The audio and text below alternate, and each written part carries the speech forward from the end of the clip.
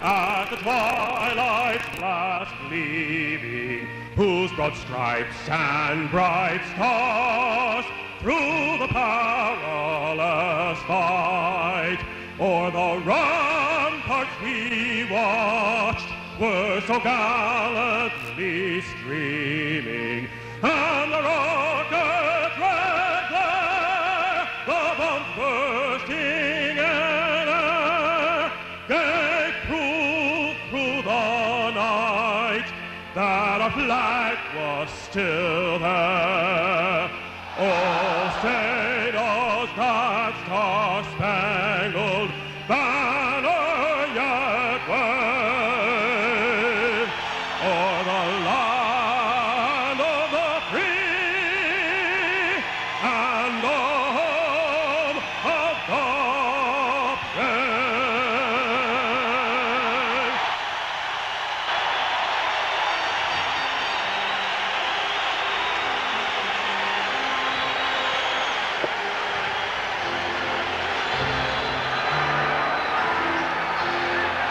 So now we're set for Game 4. Denny Morrell is the referee.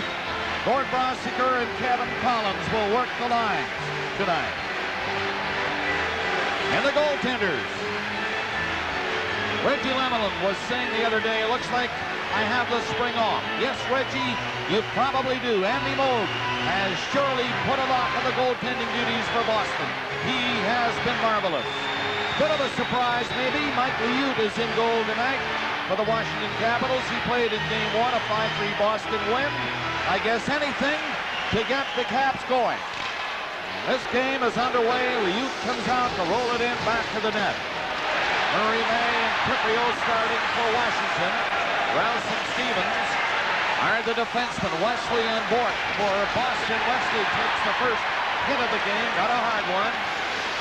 Bruins get the puck into the center ice area, and Bork will have to come back after it. Murray, May, and Kiprios. Rouse and Stevens for the Capitals. Poulin, Christian, Burridge for Boston. And they go in after the puck. The Caps roll it down to the Boston line again. Don Sweeney got away from Smithy, who came to throw a check at him. Langway put it back in, right on the Carpenter. He centered the score!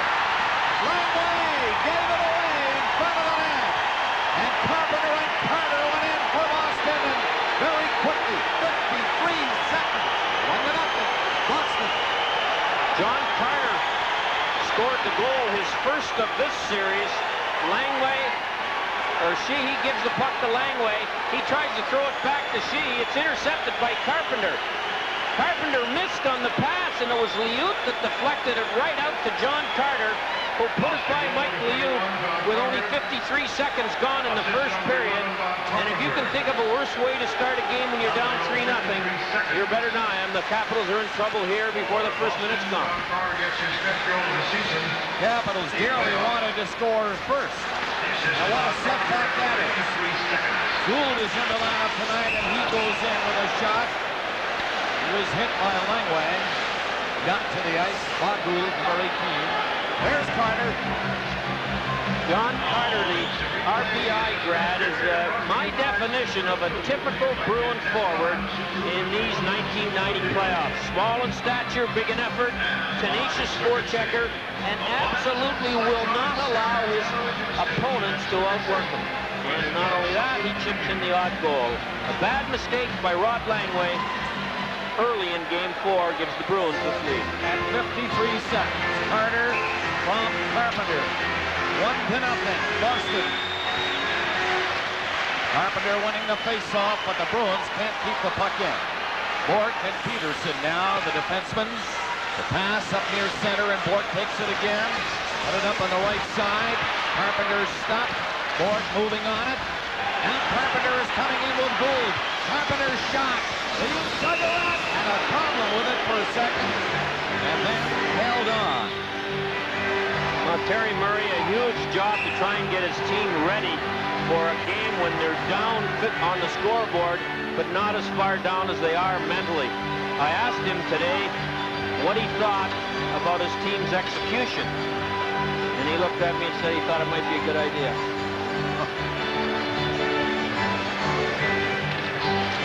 Oh, he's in a tough spot, let's face it. Disappointed in his boards, no question about that. Not that they have not had chances. They have had chances. Gorton in Game 3 was in a couple of times. Ridley was in. Miller was in. But nobody can beat Moog. Janney now with Prop and Neely for Boston. Bork and Peterson remain on there as the defense pair. Capital Stevens shoots at the center. Ross, the other defenseman. Peterson easily picking up the puck in front of Moog. Ridley was checked on the play, and the Bruins get it out again.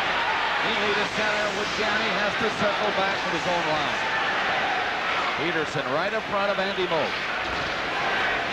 Put it up on the boards to center ice.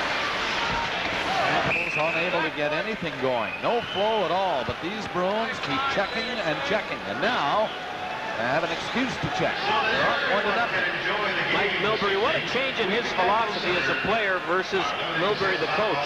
As the coach, as we all know, it's turn the other cheek, that attitude. As a player, remember, he was the guy that went up into the seats at Madison Square Garden and hit a fan over the head with his shoe. In the American Hockey League, he chased the organist well up into the seats in Sherbrooke for playing a song he didn't like. And he's the second most penalized Bruin in history with 1,552 minutes. How do you figure? 2 years in the American League to lose the mentality he had as a player and acquire the one he's got now as a coach. Again, a close giveaway, and that's a giveaway inside the line. Janney tipped it back to the blue line and it got to center. Beers shoots it in for Boston. Capitals a very shaky start again here in Game 4. Bruins with the first goal by Carter. 53 seconds. On a Washington giveaway. The veteran Langway locked it up. Bruins coming in again. Liu steering one into the corner for Langway. He put it along the boards, but not out. Prop again, coming in, centered it. Neely just missed it in front of the net. He was alone in front of Liu. Langway again, tossed the pass away. Now, near center. This is Miller coming in. Miller put it back in front of the net. The Bruins covered him, but they do not clear the puck out. It's centered in the crease area. Rouse moving up. He can't get a shot. Pushed it into the corner. Again, Leach there, and Painter will have to come back for Washington. Nearing the 4-minute mark. Period number 1. Bruins was the first goal of the game. If you have just joined us at 53 seconds. Carter got the goal from Carpenter. A little bit of hitting now inside the Boston line. Centering pass. Rouse had moved up on the play. Picks his man Poulin in on the boards rather vigorously. And it's Palanca trying to get the puck loose. In back of the net, that is Steve Malte, number 26. Dressed tonight for Washington. He gets his stick on it, knocked down. Don Sweeney rolled the puck to the line and out. Wow, thought maybe we'd see the first penalty of the game right there against Boston. Ray Morrell is tonight's referee. Coming up to the 5-minute mark of the first period. Ray Bork comes back. He gloved it back there and picked it up quickly. Got away from Kiprios. Bork starting Carpenter. He's across center and coming in. Carpenter driving for the net. Decides to back and center it. Quick shot, rebound. The boot stormed the net. And Liuta's got to hang on. But 3 Bruins all over him in the goal crease area. Well, Mike Liut has won some big games by himself in the past, but I don't think he's had a bigger assignment than this. Look how easily Sheehy and Stevens give the blue line to Bobby Carpenter. And when you give up the blue line that easily, this is the kind of chance the opposition often gets. Liut made the save. That is Stevens for Washington against Carpenter of Boston. Stevens won that draw. The puck is cleared along the boards, but not out. Now it's out over the line, but the Bruins are on it quickly again. Carpenter puts it back in there. Stevens back at his own goal. Capitals trailing the Bruins at the 5-minute mark of the opening period. Gordon offended. It goes on. Bruins clear it out. Sheehy fired it back in. Again, Boston clearing the puck across the line is Bort. Gould comes up over the line with Carpenter. Can't get the pass. Gould moving in. He takes a hit. Carter digging it out. Trying to make a play. And Sheehy takes it in around the net. Starts back for Washington with Cardinal coming in. Cardinal and Bruce. Bruce the shot. Blocked by Andy Mold. Carefully flipped it away for Carter. He gets a little bit of skating room and feeds it in behind Wesley. In back to the Washington net. Langway fired it off the boards down the ice. This is going to be icing with 2 Bruins back. Pierce goes into play. That's icing against the Capitals. Carter scored the goal at 53 seconds on this week. If you believe in the first goal stat, the Boston Bruins are 7-0 when they score first in these 1990 playoffs, and the Washington Capitals are 1-6. So if that continues, this series will end in about 2.5 hours. Dave Poulin winning the face-off. That is Burridge on the puck quickly. Christian back to the net with center. Wesley trying to stop it and missed it at that Capitals blue line. Christian moving up on Langway. Gave him a bump. Beers starting up near center. Through a body check. And now the Capitals on the puck and they bring it in. Johansson slipped a pass and he gets in there. With Berglund in front of the net. Avante's still on it. It's fired to the corner and now the Bruins going to bring it out. Burridge skates to center. Christian and Poulin on his right. Burridge tried to do it himself. Can't break it up. Hayter comes back to center ice and shoots it in. Washington making changes, giving Mold a chance to clear it through Burridge. He left it near the line. Rouse pitching in. Couldn't stop it. Murray does. Murray gets away. Comes in and centered it. Quick tip near the net. Just missed. Here's Rouse. Shot. That's deflected wide. Peter let it go. Mold picked it out. And the puck is cleared to center with Burridge flipping it into the Washington zone. They tried to hit Burridge and just missed him. Again moving up and he decides to turn. The Capitals again making changes as the Bruins come up top. He was hit by Rouse. Now Don Sweeney trying to go in with Neely. And Stevens starts to catch back. In through center is Leach. The pass in behind Miller. Now Leach into the corner. Neely got a piece of it. Leach keeps going. Along the boards to the line, and he feeds it back into the corner to Ridley. Leach is trapped over there. Don Sweeney covered him. Ridley slapped it on the boards, and Janney easily cleared it to Neely, but he couldn't move it out. The Bruins get it up to center. Ridley made a fine play. Capitals try to get something going, but here's Janney. Catching up is Pratt. And Wesley. Wesley going in. And falling in front of the shot was Stevens. In front of Mike Liu. And he made the save. Miller out. The pass to Leach. And Leach has to go off, so he shoots it into the Boston zone. 8.5 minutes gone in the first period. It's 1-0. The Boston Bruins are leading here in Game 4.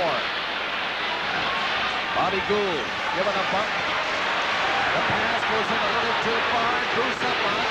Took a shot nowhere near the net, and it bounces all the way back inside the Washington line. Right way back there with Johansson. Dale Hunter circles with Bruce. Bruce was hit, but got the puck out of the zone. Bruins dump it back in. 11 minutes left in the first period. Langway. His pass to Cardinal. He sidestepped the hit, maybe. Keeps going. Here's Johansson. Trying to center it. Good play by Kelly to bring down. It's right in front of the net. Scramble for it. Cardinal came close. But they've been coming close. That's been the name of the game for Washington. Cardinal couldn't poke it home. It was a good opportunity, and Jeff Cardinal, who's really having trouble in this series, only 4 goals in the playoffs, missed a good chance there. Hogan trying to go in for Boston. Couldn't get too far with it. And the Caps shoot it into the Boston zone.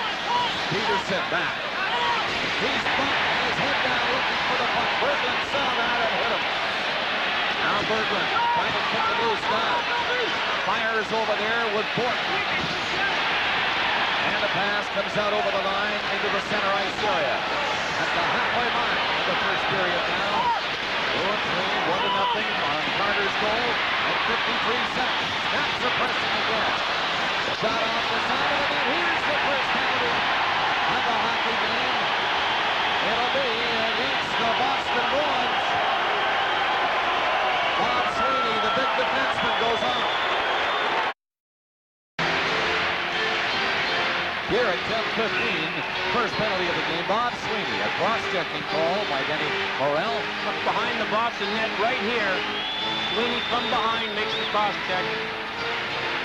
The Washington Capitals are 2 for 13 in the power, but just before that, Scott Stevens comes up with a big shot block to stop a possible goal against the big line with Janney Engineering, another chance on goal for one of his 2 wingers, in that case, Andy.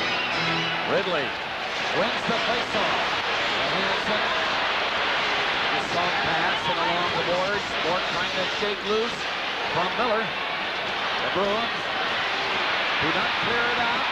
Wesley had a chance and missed it. Least trying to center it. Ridley couldn't get it back. Now the Bruins get it by Johansson down the ice. Bork is going off. 1-0 Boston. 1:30 left of the penalty to the Boston Bruins. Miller comes in. Left it along the boards. Don Sweeney takes a bump. Leach hit him as they were both skating for the puck. Now Leach back to Johansson. The shot deflected in front of the net. Leach again picks it up. Trying to go back to the point. He was checked by Don Sweeney. Bold slipped one aside for Prop. And he shoots at the length of the ice. 1 minute left in the penalty. Bruins changing. Little bit of room over there for Courtnall. Dropped it back. Bruins trying to clear it. Can't do it. Bruce keeps one in. At the line, it's stopped by Stevens. Bork is on it. That'll be the end of that. Down the ice it goes. Washington can't ever get control of the puck on the power play in the Boston zone and make 3 passes. And as a result, they can never catch a Bruin penalty killer in position. That's come in again. Here's Bruce going for the net. He's tied up. Courtnall couldn't get a shot. And Stevens had moved in and left an opening near the blue line. Rouse fired a hard one into the corner for Hunter to handle. Finally made a play over to Courtnall. Rouse, other side. It's Courtnall in there again. And he went off balance, trying to put a backhander in on the short side. And the puck just went across in front of Moog, and the penalty has been served. So that's icing against the Boston Bruins. Still 1-0. Bruins. Terry Murray was lamenting to me before the game that he's getting no production out of his 2 top centers as far as points are concerned, Hunter and Ridley.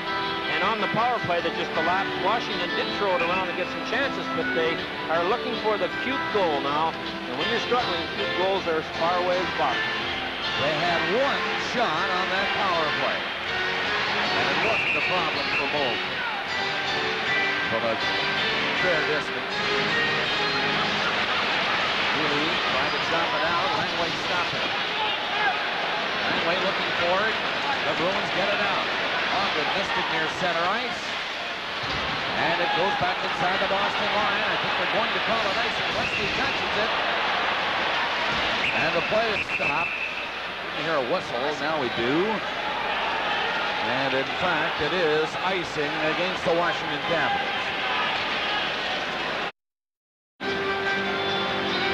by this time in the playoffs, all players have some kind of scars. Most of them are under the pads. That's Al Peterson at practice yesterday, and you can see he'll wear that till the end of May. Hasn't stopped him, though. He'll dive in for the shots, taking guys out. That was in a Boston practice. Bruins in on the play again and forcing the Capitals. This time Ridley picked it up and cleared it. Miller with it. Ridley goes for the net. Miller centered it. Waited too long. And the Bruins easily pick it off. They stop on a hand pass. 3 Washington Capitals on that break. A long 3-on-2, Bob, from their own blue line, and still they couldn't execute one pass to get it to a man who could make a play. Now watch, you can't win in the National League in the playoffs with this kind of execution on a 3-on-2. Organized confusion, and finally the 3-on-2 turns into a lost puck behind the net. The Capitals waited long enough to allow 2 more Bruins to get back and help out, which of course they did, and here's the face-off outside the line. Wesley allowed to come to center, and he just flipped one into the Washington zone. Stevens back. In around, sorry, the defenseman for the Caps. This is Leach cutting out with the puck. He got as far as the line and lost it. He missed the pass. Leach can't reach this one. Peterson back. He and Leach go to the boards together. Bork in there takes a hit. And the puck is frozen in along the boards. 2 players. That's Leach getting up. Well, Raymond Bork finally coming around with 2 points in Game 3. Had gone pointless up to then. He's tied for second among NHL defensemen in points, and he leads NHL players in the playoffs in plus-minus with a healthy +11. He'll get better as the series wears on. He did against Montreal. Not that he's played poorly, but he hasn't been the dominant Bruin defenseman that he was for most of that Montreal series. But that's what you like about the Boston team. Doesn't matter who you're looking at, they're all contributors. Bruins, Bork on the puck on the draw. Nobody saw it except Bork. And he moved quickly to clear it out. Murray trying to go in a high pass. He couldn't knock down. Bruce gets the center with Portno. And Portno shoots it into the Boston zone. Peterson, go to Bruins. Harm's way and then put it on the glass and got it up to Burry.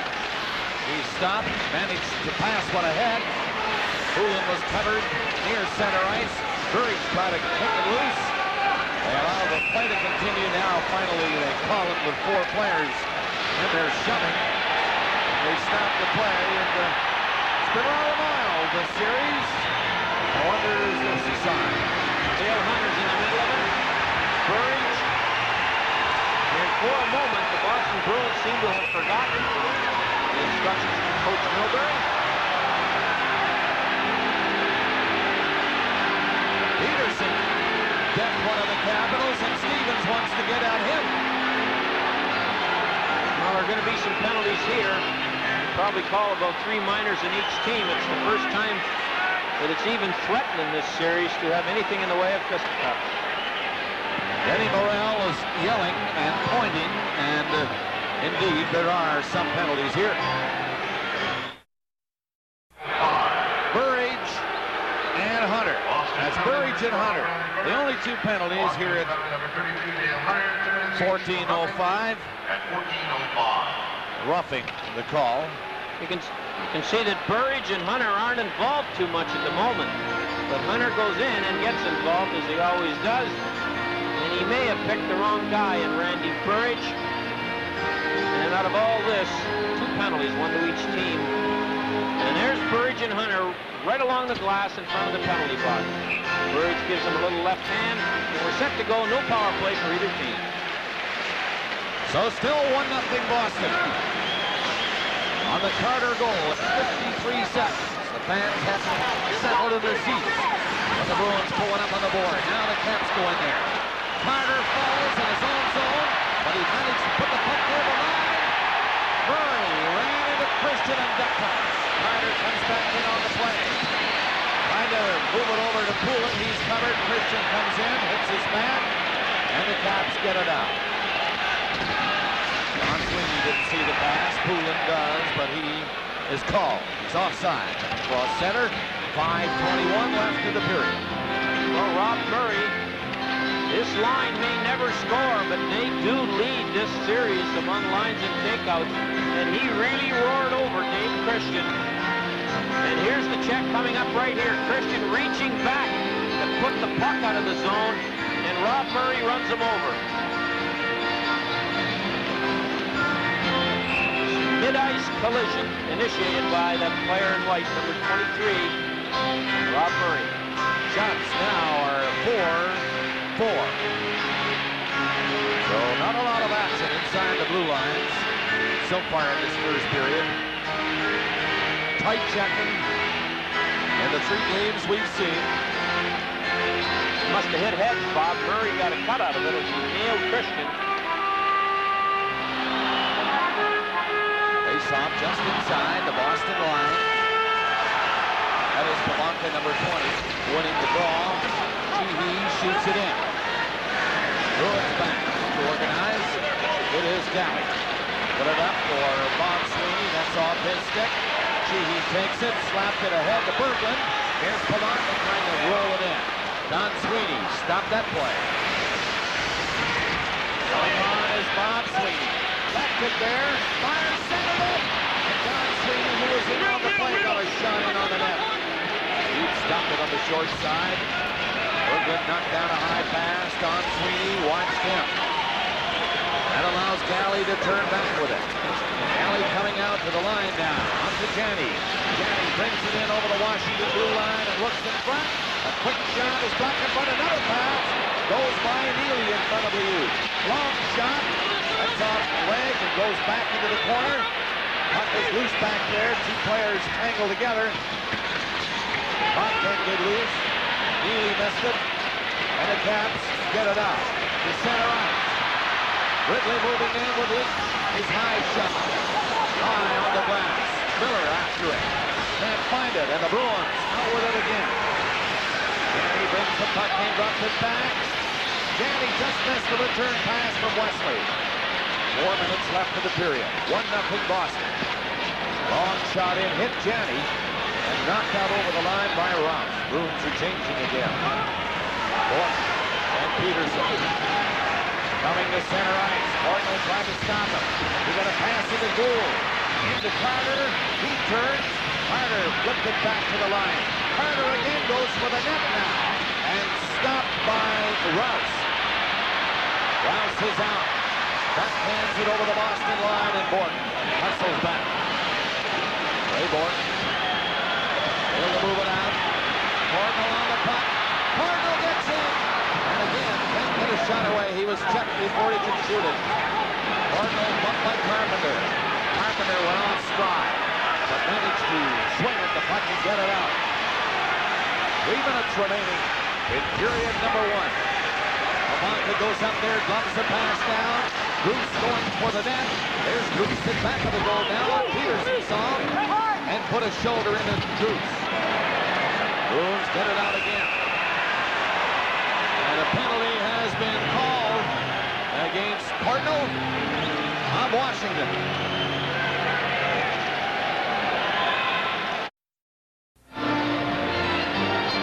Jeff Cardinal had his man all lined up for a good takeout, and at the last minute, he makes a poor decision and sticks the elbow up on Dave Poulin.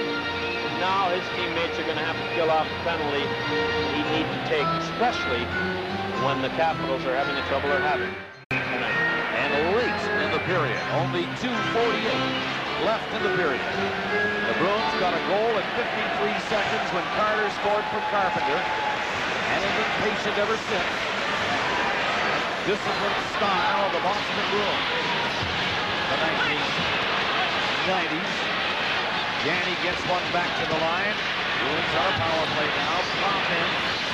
Neely with the puck in the corner, looks around to the line. Quick pass by Galley. Galley waits at the blue line. The pass goes in behind everybody in front of the net. And the Capitals get it out. Miller He's alone. Hangs on to it, kills a few seconds. Neely missed him. Galley picked up the puck and gave it to Jen. Jen, slow motion now. In with Fox. Fox, quick shot. The Ute is not fooled with that. Neely missed Stevens behind the net as he tried to hit him. And the play is called. The Bruins on a power play with 1:53 left in the period and 1:05 remaining in the Washington penalty. Coming up in our first intermission, Ron will be talking with Rod Langway of the Washington Capitals, and of course, Don Cherry in the coach's corner.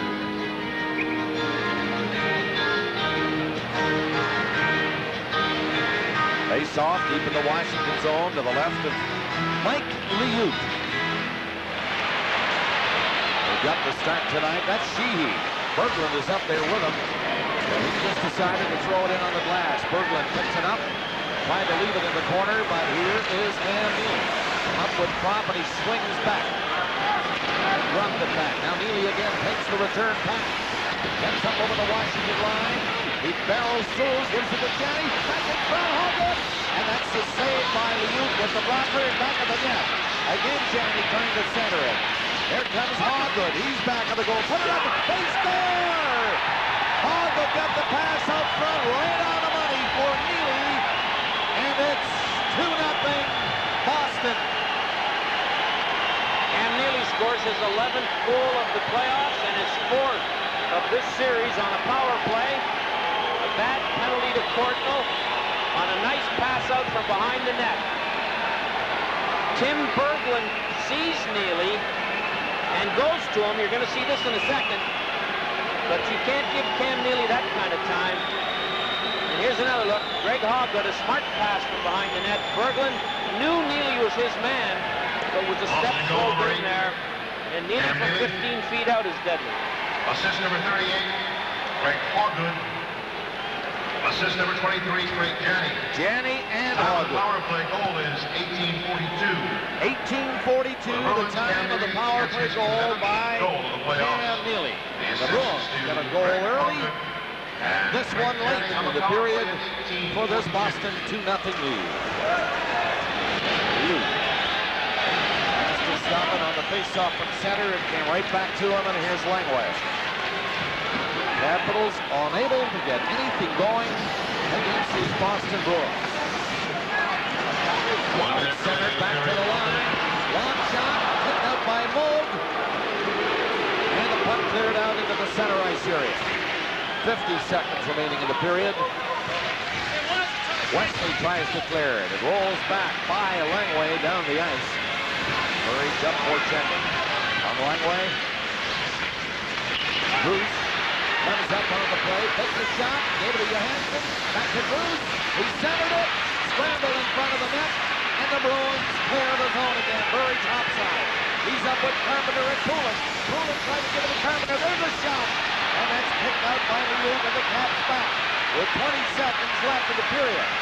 Cardinal of the Capitals leaves it for Hunter. Hunter's pass, blocked by Peter. Now a shot.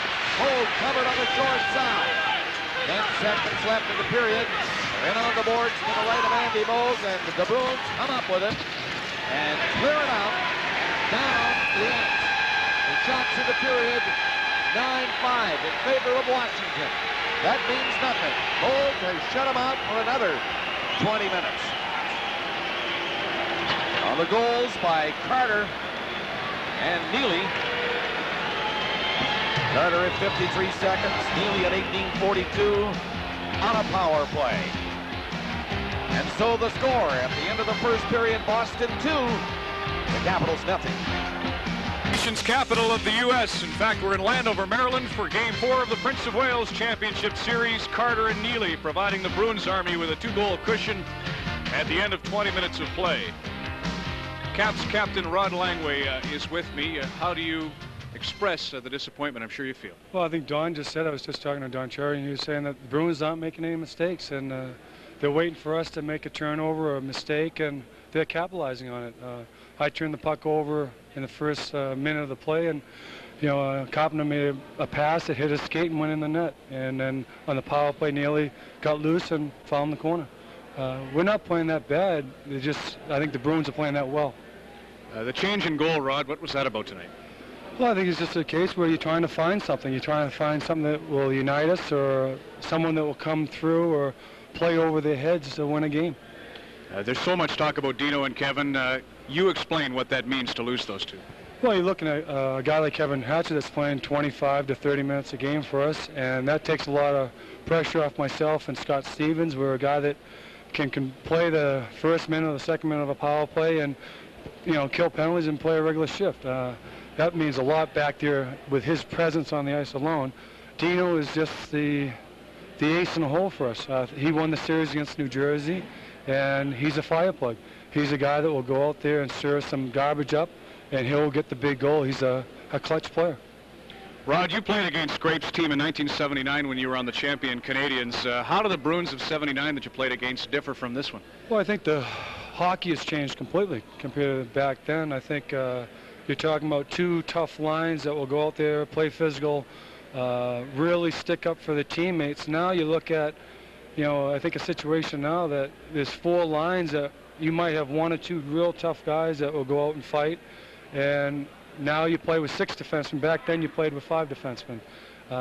It's a whole different atmosphere on the ice, and the presence of great players in 4 lines. There's always a goal scorer on the ice that will hurt you if you're not awake.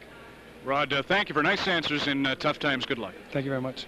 Rod Langway, Capitals captain, here in our first intermission as his club tries to figure out how to erase a 2-0 deficit. Don Cherry will have his answers next when our first intermission continues. Coach's Corner is brought to you by Pepsi. It's got what it takes. Not all viewers in Canada, Don, saw Rod Langway, but he said in talking to you, you know the answer to the Caps' problems, and he explained how the game has changed since you were at the helm in Boston. Well, I don't know how he said how the game has changed, but I know one thing. What I said to him, the Bruins never make a mistake. They got a guy back. It's unbelievable. Mike Milbury, I don't know what he's doing over there. And the big thing is Mario Tremblay, him and I were just that they pay the price. They are getting knocked all over the place. To be in position, get knocked down, and they're in there. Harry said they're little tough guys. They never, ever quit. They never make a mistake, and then you get Moog back there. For the record, Rod said 2 lines with talent, 2 with toughness in the old days, and 6 defensemen never. It used to be 5 or 4 at most. Dale Hunter is one of your favorites in this series and any that the Washington Capitals are involved in. Well, Hunter was involved in 2 big hits in Game 3 here at the Capitol Center. He hit Glenn Wesley, and then this hit on Janny's game winner. Janny's, keep your head up, boom. It's a wee bit late. It was by the shoulder. There was nothing wrong with that one at all. But many here are saying cheap shots. Well, listen, you know what? I think of a cheap shot. I think of a guy that gives a guy a shot and then disappears. Not a little shot and then disappears. Now, I would say Thomas Sandstrom's a cheap shot artist. Here's what Dale does. He hits the guy, knocks him down, and he stands up. Hey, here I am. Yes, hey. But after a cheap shot like that, how can the player come back? Just a minute. There's 5 other guys on the ice. Thank you very much. And he says, here I am. I did it, and I might do it again. So what are you going to do about it? And the thing I like about it, he asked to go back on the ice for the last 45 seconds when the game was 4-1. He says, put me out there. If they want me, come and get me. And Mike Milbury countered by not sending Lyndon Byers out, which is again a tribute to the discipline of the Bruins in these playoffs. What about last night? Hawks, Oilers, and Mark Messier paces Edmonton. Well, it looks like Messier, when they need him, he comes through. I mean, 4 points. Ruotsalainen, I think Muckler and Seether better talk to him. Put him right back in the game with the pass up the middle. I don't know. When I talk of defensive forwards, all I hear about is Carbonneau and this guy and that guy. Craig McTavish, without a doubt. No doubt at all, he's the best defensive forward in the game. Well, how about Anatoly Semenov? Wait a minute, I'll get to that guy in a minute. He takes all the draws. He takes all the draws in his own end when it's important. He kills all the penalties, and I'll bet you he played more than the best hockey player in that series, Messier. I'll bet you find out he played more hockey. And the other guy, well, I don't mind him. I tell you one thing, he looked pretty good. We traded helmets anyhow. He had a good Canadian helmet on. He doesn't wear a mask, and if he ever blocked a shot, which is highly unlikely, I might like him. Okay, and a comment briefly on Minnesota, the club that will go to the Bay Area, and the North Stars under Bolton. The Guns, powerful guys, millionaires, put a gun to the NHL's head, and they've gone out to San Jose, if you can believe it. They're going to be there. Now, let me tell you something. San Jose will be like Atlanta. They'll draw at the start, then it'll be down, down, down. If you people had seen, like I did, L.A., had empty seats, and you're going to say they were bought. That was the entrance. I don't like San Jose. I don't like it's a desert out there. I played there, coached out there, and let me tell you, I don't like hockey going where anywhere they say ice hockey instead of hockey. In our second intermission tonight, we have a special edition of the Coach's Corner, and in the 4 years I've been here, I think it's the best ever. So stand by after 2 tonight when we present Coach's Corner, a special edition from Landover, Maryland.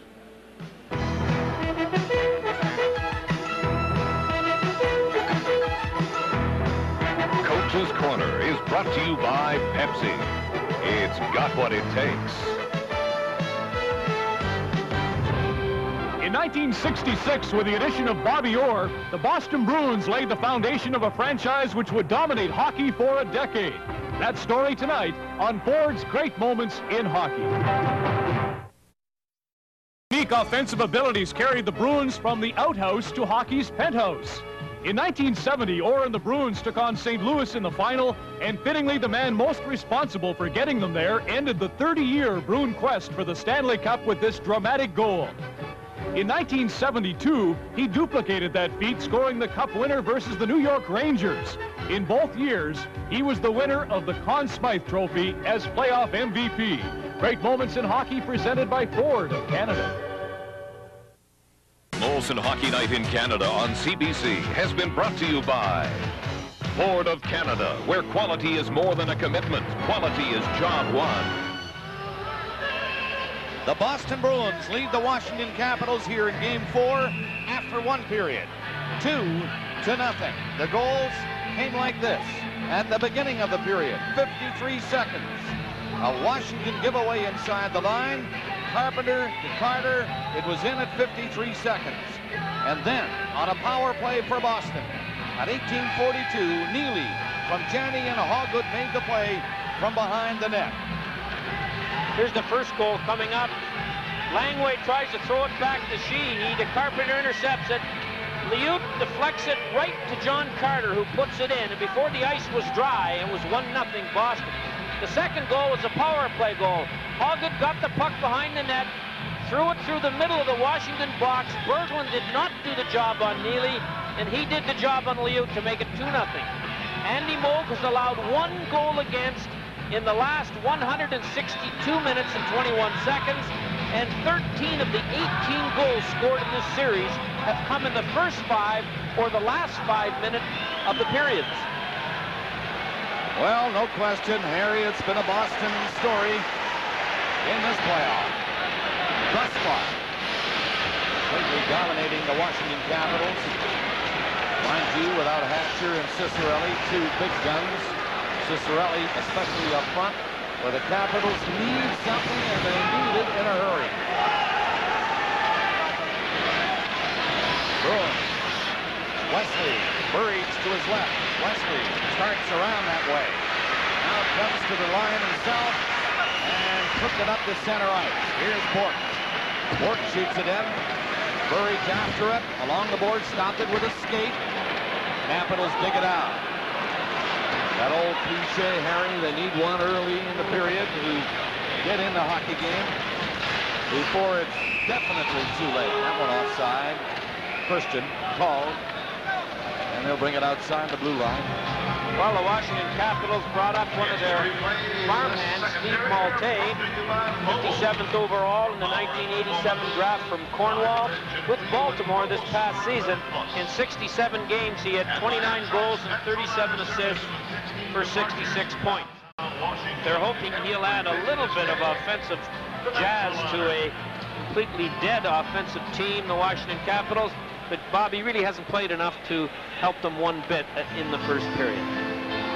Terry Murray must wonder what's happened to at least their best offensive players. They're not known for being a great offensive team, but they got 3 or 4 guys with 25 goals or more, and they've been shut out on a regular basis in this series. No doubt they look to this line of Hunter, Bruce, and Courtnall. But like every other line, Bruins have shut them all out. Painter has to back up on the blue line as he sees the Bruins coming again. Carpenter up there with Carter and a long shot from the line. Galley nowhere near the net. Capitals get it out. Just as quickly the Bruins shoot it in again. Sheehy wants to start something. He gets to center, backhands it in. Moe got at the net, slapped it into the corner. And the Caps had to back up again. Gould coming in. Gould gets ready, his shot. Missed the net by a fair margin on the short side. Gould now in the corner. Slipped a pass along the boards. Hunter is there for Washington. He tried to hit Cardinal, nowhere near him. Down the ice is Ray Bourque. Cardinal in for checking. Bourque with the pass that goes off the boards near center and gets inside the Capitals line. 2 minutes gone in the second. Rouse. 2 Bruins for checking. Neely and Propp. Danny falls back a bit. So the Bruins continue to press the Capitals in their own zone. Unable to get anything going. There's Neely, nailing Miller twice. Stevens starts the play to Ridley. Ridley up over the line. Bourque took him out of the play. Boston at 2-on-1. Neely waits for the pass, and it was intercepted by Stevens. Neely was breaking for the net, though, and Stevens reached out and made a fine play. Intercepting it. Stevens behind the net. Johansson can't get the puck out. Rolled over the line, and Miller lost a chance to move in from near the Boston line. Beers hammers it in again for the Bruins. Leach on at first. Whipped a pass into the corner. Beers at the blue line. In front is Poulin. Can't get a backhander. Burridge coming for the net. Gets a pass in front of the goal. Wesley trying to center it. Wesley stopped by Leach. Capitals get it out. Miller up across center in with Pavaka. He can't reach it. Burridge got back to get him enough trouble. More than he could handle. Now Langway. His pass. That went off Malte. Hit him on the back of the leg, then he picked it up and shot it in. Beers lost it. Malte tried to move in. In front of the goal. In front of Stambo. Berglund tried to hook it up high. And he couldn't do it. That's the closest the Capitals have come to scoring. There's a penalty coming up on the play. And it'll be against the Capitals. Berglund nearly scored. Now he's going off. Bob Beers was hurt. He got hit with the knee and grabbed his own knee right away. So you can be very sure that it's ligament damage at the least. He was kneed by the Washington player who gets a penalty. Washington penalty number 11, Tim Berglund. Denny Morrell calls it tripping, but you're going to see it's really kneeing. Beers makes the pass. There's the knee. Right on Beers' knee. And that's exactly how Cicerelli got hurt, exactly how Hatcher got hurt, and Chris King was the deliverer of the 2 knees in the New York series that were very similar to that one by Berglund. When you see a player grab his knee before he lands, you know it's bad news. Beers had been playing so well as a rookie defenseman. He was voted the Rookie of the Year in Maine, Boston's American League affiliate, and was also the top scoring defenseman there with 46 points. And was a real steady as a rock guy for the Bruins once they brought him up in the playoffs. He has not moved since that check was delivered, that knee check was delivered. He's down, and you can see he's still grabbing his knee, obviously in a lot of pain. Well, you know, injuries have a terrible effect on hockey teams. During the season, Scott Stevens missed 24 games. The Caps won 8-15-1 with him out. Rod Langway missed 22. The Caps won 8-13-1 with him out. In the playoffs, Bourque missed 4, and Janney 3 versus Hartford. The Bruins were 2-2 with those guys out. There's the injury right there. Orthopedic surgeons will know exactly what's wrong before Beers lands. And in the playoffs, with Hatcher and Cicerelli out, The Washington Capitals are 0-3. Beers hasn't moved, and the reason is they're waiting for the stretcher, which is now being brought out onto the ice. Here they come, and Bob Beers, the Boston Bruins, will be taken for examination. His knee and/or his leg. Not a very common occurrence for a player to be carried off. But you can tell that Beers was in trouble as soon as Berglund hit him. I'm sure Berglund was just trying for the takeout and might have just misjudged where he wanted to hit. But it was knee against knee, and this is what often results. So Bob Beers of the Bruins has been injured. And he'll be taken to hospital, no doubt, here in Washington very quickly for further examination. Looked like a knee injury, no question. A penalty was called on the play. We'll be right back after this message. For tripping here at 3:53 of the second period.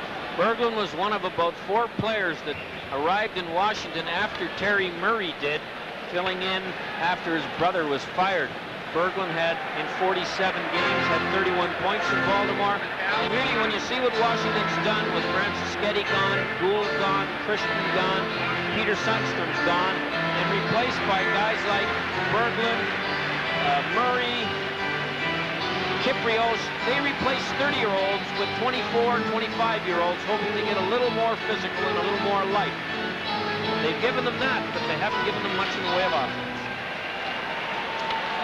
Capitals now down 2-0, have to kill off another penalty. The Bruins will show no mercy, and they start to move out. Wesley to center. Looks high, a little bit too high. Went over the glass, into the crowd. So the face-off will be out near center ice. Alex, you want to guess about a trip or 2 to the Bahamas? Well, Cam Neely's the guy to watch in the Boston power play. He has 4 power play goals in the playoffs. He's tied for the lead in the National League in points, and now he's ahead with the goal he got. He's a big guy. Not easy for him to hide, but he only needs a second. On a stick. Exactly what happened in the Boston power play late in the period number 1. Pass out behind the net, right on the Neely's stick. Like a flash, it was in. Neely trying to set up Janney in front of the net. He was there alone. Wesley and Bourque, the Boston defenseman. Wesley picks his way in over the Washington line quite easily. Rouse took a slap at it. Janney knocked it down, got it back to Wesley to Bourque. Bourque winds up back for Wesley. Again in the front. Good save by Liut on that shot. He had to move in a hurry to stop Propp's drive. He one-timed it and Liut covered. 2-0 Boston. 45 seconds left in the Washington penalty. Bourque again. Against Murray, has to drop it back in front of the net. Wesley comes to center ice with Burridge. He and Janney get mixed up at the Washington blue line. Bruce trying to go in there. He and Burridge fell. Bruce trying to knock it in behind the net. Got back up, lost a chance to pick it up. A long shot on the line with Bruce in front of the net, and Moog again made the save. Burridge into Christian. Christian's drive, that didn't get through Stevens. Burridge coming out front with a shot for Liut to the short side. And Mike Liut being tested again. Hangs on. Only 2 seconds left of the Washington penalty. Well, Mike Liut showed the advantages of being a big goaltender. He just hugged the post when Burridge walked out of the corner, and there was nothing to shoot at. Here's Burridge walking out of the corner. Liut square. Not much room. You'd have had to shoot it through him. The score, he doesn't know where it is, but he knew where he stood. He made a much better save on a very quick shot on a cross-ice pass from Brian Propp. Now, Liut anticipated the shot. He saw the pass, and he started to move before Propp got it away, and I think that gave him the extra second he needed to make the stop. 2 seconds left on this power play. Now the penalty has been served. Berglund is out of the box. Campbell's trying to get the puck out. Portno turns, skates with it. Gets it up to center ice, and Berglund hooked it in. Boston back to cover. Stevens gets loose near center. Put it in over the line. Berglund landed on the shot. And the Bruins quickly get it out of the zone. That happens so often, Bob, that Washington gets a chance for a good scoring opportunity, but never gets the shot away. Berglund didn't on that play. Portland. Portno was in 2 or 3 times in game 3. And couldn't quite get a shot. He's one of their big goal scorers. The Bruins will do that to you. It'll make you hurry. Often you catch them. Rule coming in, creating some room on his own. Rule around the net. Over on the boards, he saw Carter back to the goal. Carter swings out with it. Unmolested. Now he's knocked down. And the play goes right on. Johansson trying to move it. Hey, gets it down the ice. Coming in. Portno. And again, they come up empty. Johansson's pass hits Pavaka. He's going in there. There's Malte. He can't handle the pass in front of the net. Malte back to the goal, was taken in on the board. Ogden kept him. Painter kept it in. And the play stopped. Offside. Nearing the 8-minute mark of the second period. 130, and since the 53-second mark of the first period, they have been quiet, thanks to the play of the Bruins. Guy sits in the end of the rink. He wasn't born in the cement factory wearing that outfit. John Druce has been the only Capital forward to score more than a goal in this series. He has 2. The Capitals are loaded with forwards that have none.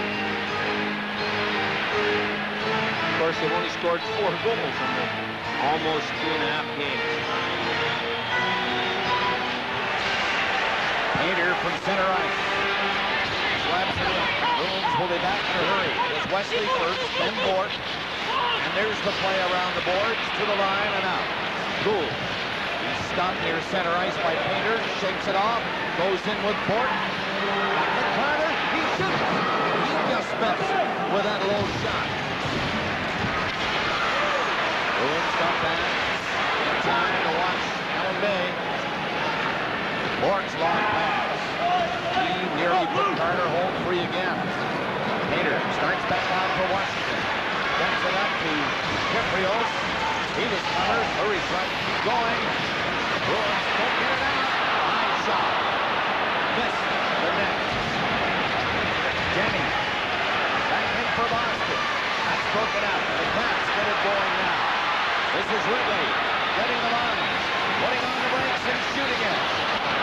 Sharp angle shot for Moog at the line. Sheehy winds up, lets it go, and it hit a leg in front of the net, and the Bruins, and Neely shoots it down the ice. Janney in there, he missed it.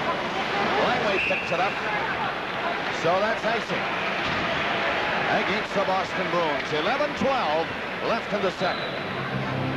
One of the reasons why the Bruins might do as well as they've done against the Washington Capitals is look at the alumni who have played here in the Patrick Division. Bobby Gould is playing his first game of this series. He hurt his knee in the last game of the Montreal series. As you can see here, it's recovered, and I'm sure Gould is going to relish in the feeling if the Boston Bruins eliminate the Washington Capitals here. As you know, he was traded earlier in the year from Washington to Boston. 53 seconds of the opening period. That's when the Bruins first hit Carter from Carpenter. And a Washington giveaway inside the line. Then on a power play at 18:42. Neely, his 11th of the playoffs from Hawgood and Janney.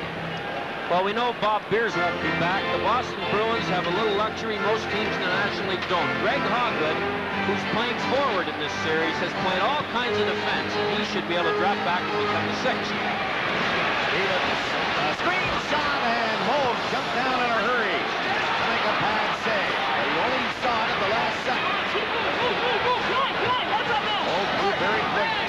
screen shot. Stevens again. This time he misses. Hunter is there. Goose in front of the net. Ordinal missed the chance. To the right of Andy Moog. So the Bruins just flip the puck out into the center ice area. Burridge, Poulin, and Christian go in.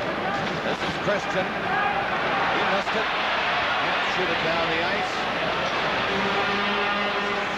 Galley starts to play, but now Bruce intercepts.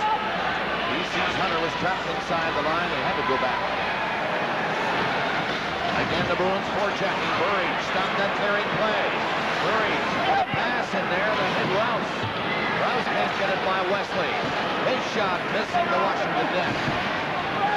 Reaching in was Galley. Now it was Stevens. Gets it out over the line. Wesley slams it back in. Bruins make changes as they've hit the halfway mark of the period. Sweeney trying to center. Here's Wesley with a chance. Big shot right in front again, and the backhander went wide. Bruins are all over the place. Centered again, and leads down. Hands onto it. Stevens dumping his man to the left of the goal.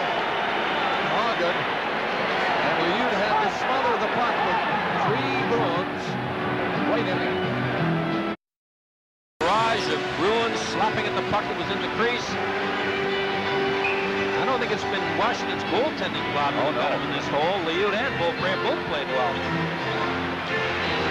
Beaupre did everything he could in Game 3 to pull his team in. No matter what he did, it wasn't enough.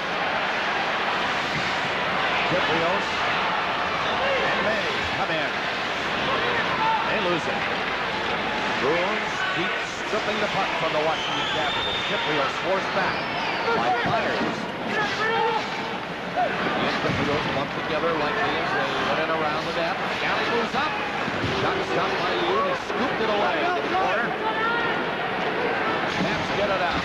Bruins own it. Center, Wesley. Knuckleball over the net, off the glass.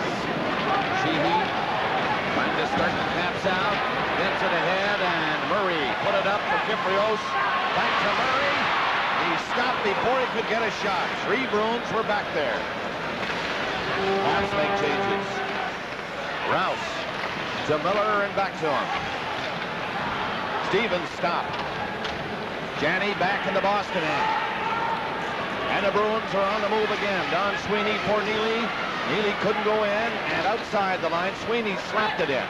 Bruins clear the zone, and Stevens gets out with it. A pass ahead to Miller. In with Ridley. That's broken up by Bork. And the Bruins get it up. Sweeney on the play. Neely going for the short side was stopped. It's centered. Rock couldn't get a stick on it. Janney failed to keep it in, and 3 Caps are on the rush. Stevens moving in. Oh, an easy save with a blocker. Miller picks it up on the boards and trying to center it. Can't do it. Janney goes in there for Boston. Ruling at it. Got it ahead. And Neely shoots it down the ice to relieve the pressure. The Bruins want to make changes. They'll get that opportunity now with icing called against Boston and 7:50 left. Landover, Maryland. The Capitals and the Bruins in Game 4. I'm Bob Cole with Harry Neal. There's been nothing wrong with the Washington Capitals body checking, and there was a great example of Scott Stevens catching Craig Janney. But on the rush, they are absolutely no threat to score, and Boston plays so well in their own end without the puck, they don't get any chances on the forecheck. Shot from the line went off Wesley, and he saw it to get it out. Across his own line to Carpenter. Langway takes over. Up the center is Langway. A pass into Hunter. Down before he could get a chance to shoot it again. Bruins, Carter back in there. Carter's pass. That's stopped. Bruce feeds it past down to Cardinal. He gets another chance. Into Bruce. And the pass went in behind Bruce. The Bruins get it out again. Wesley and Galley. Wesley lifts it in. Galley go off. Hunter for Washington. Johansson skating to his right. He backhands it into the Boston zone. The point back against Cardinal. Peterson. He couldn't move it out. Christian a stop. Malaka stopped it at the line. Put it in there. Berglund couldn't make a play. And Poulin rolled it up to center ice. Bruins get it in. Murray didn't see the pass in time. The Ute out of the net. In the corner for Rouse. Malaka didn't get a pass. In front of the net again. And a cap just cleared away in time. Murray's got a chance. Tied up by Peter. Bruins on it. Here comes Poulin. He's bucked hard and back of the net. Rouse caught him with a check. Berglund to center. Fired it up there for Malte, and he couldn't get much going. Checked by Port. Murray's lost it. Murray comes in. Pass in too far for Malte. And back in the net. May trying to get it out front. Murray came close. Murray is on it again. Pass in there. And the Bruins hang on and get it to the line, but not out. Johansson shot missing. First bit of life we've seen by the Capitals in some time inside the Boston line.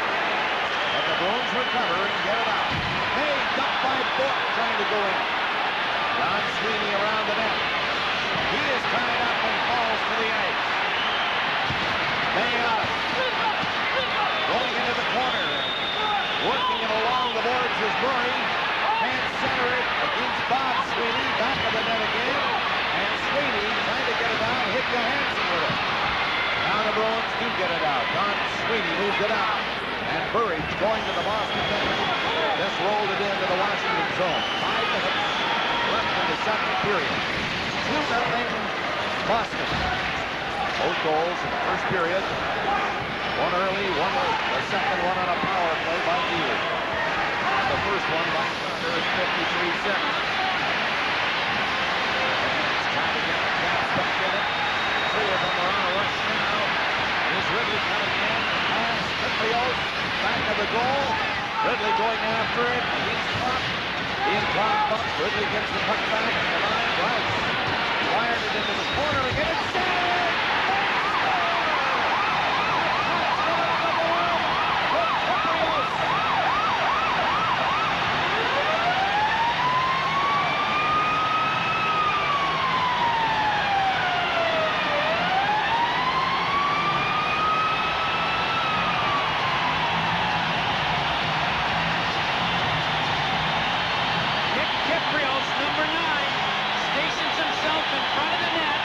When Rouse throws it around behind, the 2 Bruin defensemen head to the back of the net. And Kiprios, before the Bruin defenseman who went the wrong direction, could get back in front. Wesley was the man. He had it in past Andy Moe. And that's the first great offensive break that the Capitals have had since we started the series, Bob. Well, they sure showed signs in the last 2 shifts. And this one, as Murray juggled the lines a little bit, Kiprios rewarded his coach and his crowd. But I'm glad to see that line, and I'd like to see Murray try and score. They worked so hard, but don't have much of a touch around the net. Time of the goal, 15:32. 15:32, the time of the goal by Kiprios and Ridley. The assist to Steve Leach and Mark Ridley at 15:32. Then on the boards, Langway trying to hold his man. Bob Boone, he does. No further play. So the Caps cut the lead and see some light at the end of the tunnel. With 4:03 left in the second period, the Bruins lead 2-1. Loaded into the ambulance. The word is, the unofficial word is, that he's got a fracture of the leg. They'll take him to the hospital to make sure everything's done for him. He'll be in good hands, but it's a tough way to leave a hockey game. The Utes got the long shot from the blue line off the stick of Daly. Capitals with a life now, having scored a goal, trying to clear the puck from their own zone. It is Rouse picking it up, getting a pass out. Here's center. There's Cordno speeding in. Cordno gets set. He drilled it on the short side. Both got a piece of it. Bruce going after Wesley. Pinned it. Hunter centered the puck. And it got by everybody out to center ice. 3:30 left in the period. Caps are within a goal of the Boston Bruins here in Game 4. Bruins looking for a sweep and a rest before the Stanley Cup final. Now all of a sudden everything looked rather comfortable in a 2-0 lead.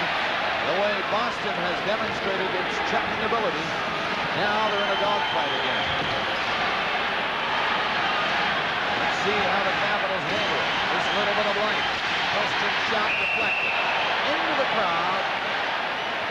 They stop the play near the Washington blue line, just inside. They've experienced it all in this game. They're one shot away from tying it, but they're one goal away from being eliminated. 2:51 left in the second period, and the Washington Capitals have come to life and had about 4 good shifts before the score. Pavanka, who has, well, he's another who has been silenced in this series. In there again tonight and playing now to win the faceoff. Gets it out over the line.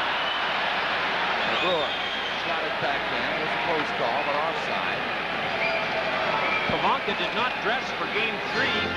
He had 21 goals in his first 54 games this season.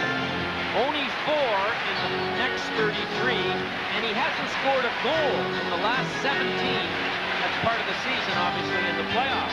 You can't have a 25-goal scorer during the season dry up that badly in the playoffs and hope to get past teams like Boston. Pavanka won that draw for Sheehy. He goes to open ice with the pass. Short back. Berglund giving chase. Landing to Peterson in front of the net. The Bruins come up with it and get it out. Murray up the center with 2:30 left in the period. He shoots it in. Painter's coming back around the net. Pavanka slides a pass to Malte up the center ice.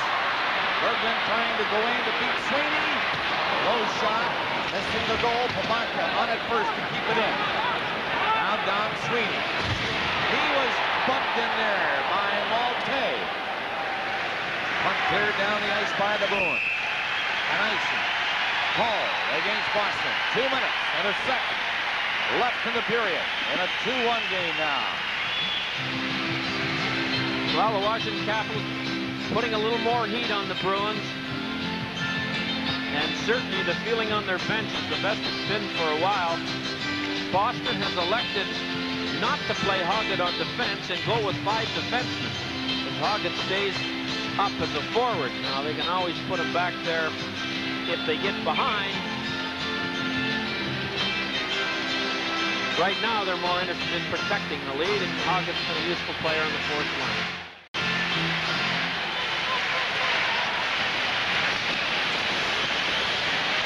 On the face-off, Capitals looking for a loose puck inside the line. It comes out. 1:50 left in the period. Galley comes back for Boston. Shoots one on the boards and out to center, and Johansson tosses one off to Rouse. Again, Miller brings it in. Bruins break it up and clear the zone. Dumping it out. Carpenter tried to move on it. Now Hoggood has it. Bob Sweeney was in front, but covered. Caps clear it. Bob Sweeney steals it near center. He was given a bump by Leach. Puck in back to the Washington net. 1:15 to play.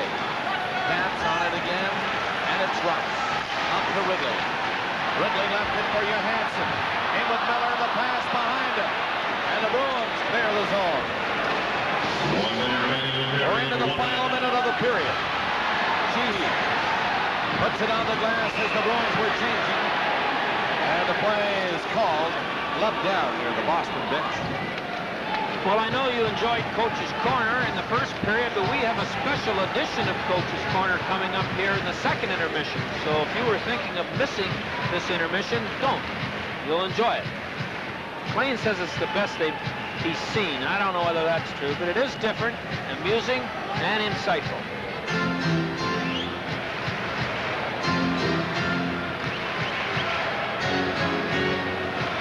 So now, with 54 seconds left, there's the story on the scoreboard. 2-1 Boston. Second period winding down. Bruins stealing it as Chaney. Bounced out over the line, though. Bob couldn't keep it in. Now, Langway races back. He watches Lee come in for him. Langway goes the other way. Now, beats a pass up the center to Gabriel, who has scored the Capitals' goal here in the period. 25 seconds remaining. And again, they stop the play inside the Boston line.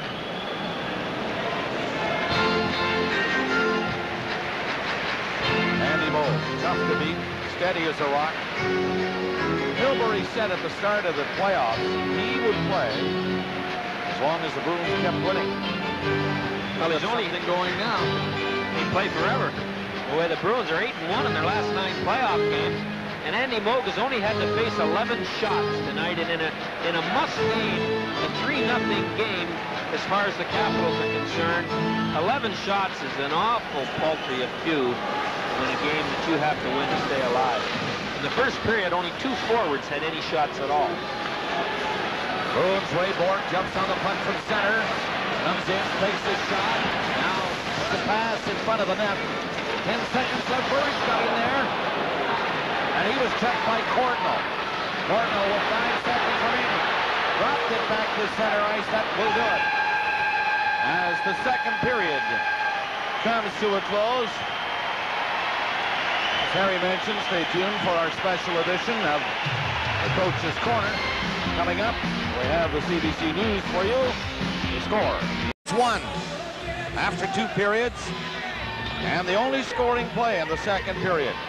Kyprios from Leach and Ridley at 15:32. Well, after it seems like a decade without a goal, number 9, Nick Kyprios, gets himself in the slot. Wesley takes a step the wrong direction, and before he can recover, Kyprios backhands it through the legs of Andy Moog. And here is exactly how every Capital felt when they finally scored. Would it ever happen? Well, it did for Terry Murray, Nick Kyprios, and the Capitals.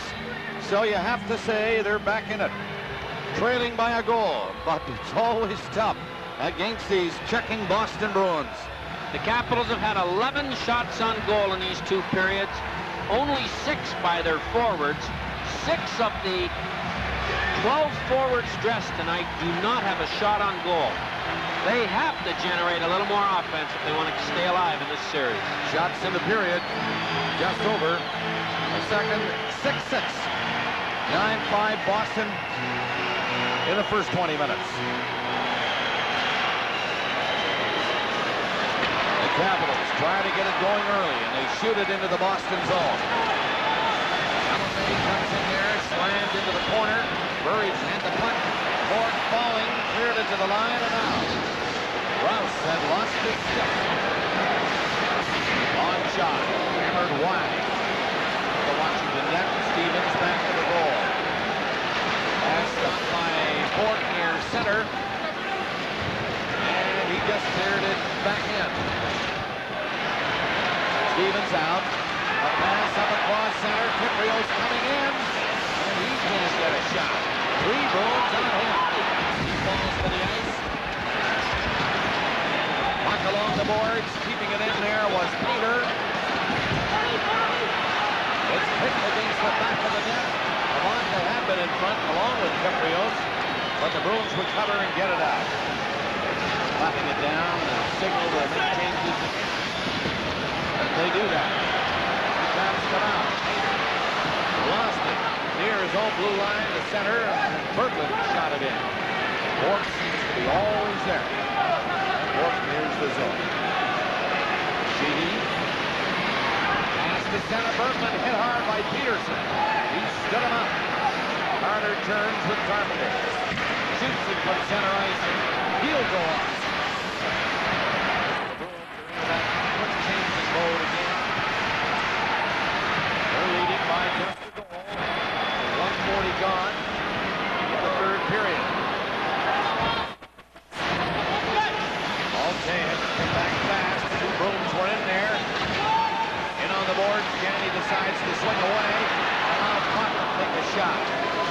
shot missed. Janney parked at the side of the net, but he did get in front. Now Janney in the corner with Prop. Prop gets the puck. He was pinned there, got a pass, but they score! A pass in front to guess who? Cam Neely, and his high shot is in. That makes it 3-1. Boston. What a play by Brian Prop. He was absolutely stapled into the boards in the corner, and on the way down, he passes the puck to Cam Neely in front, who was too loosely covered by Neil Sheehy. Now that shot showed you Neely's backhander into the net, but Prop was the guy that makes the play. Watch this. Down. Still throws it out in front, and Neely squirms away from Sheehy and puts it up into the top of the net to beat Mike Liu. A typical Boston goal. They will not be outworked, Fox. That's why they're going to win this series. That's his 12th of the playoffs. 2:08 the time. Neely from Prop and Janney. The assists go to Brian Prop. And you wonder now, Harry, if the Capitals have anything left at all.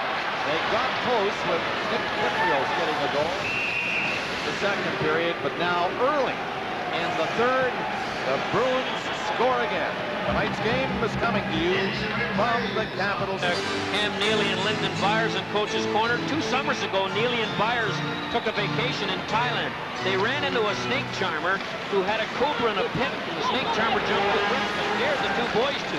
They jumped in and stayed 8 seconds in there. I wonder if that cobra knew how tough Neely and Byers were. Try anything, wouldn't they? Cam Neely. What a year he had, what a playoff he is having, and by the looks of things, there's plenty more coming. Stanley Cup final just around the corner for Cam and these boys.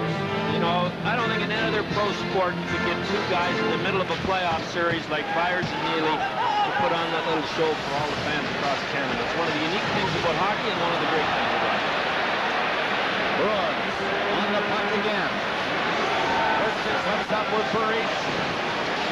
Slide it into the corner. Bruins in there for checking. Capitals finally do get it out to center ice, and Ridley comes in with Leach. Leach shot. Well, he was blocked by Galley.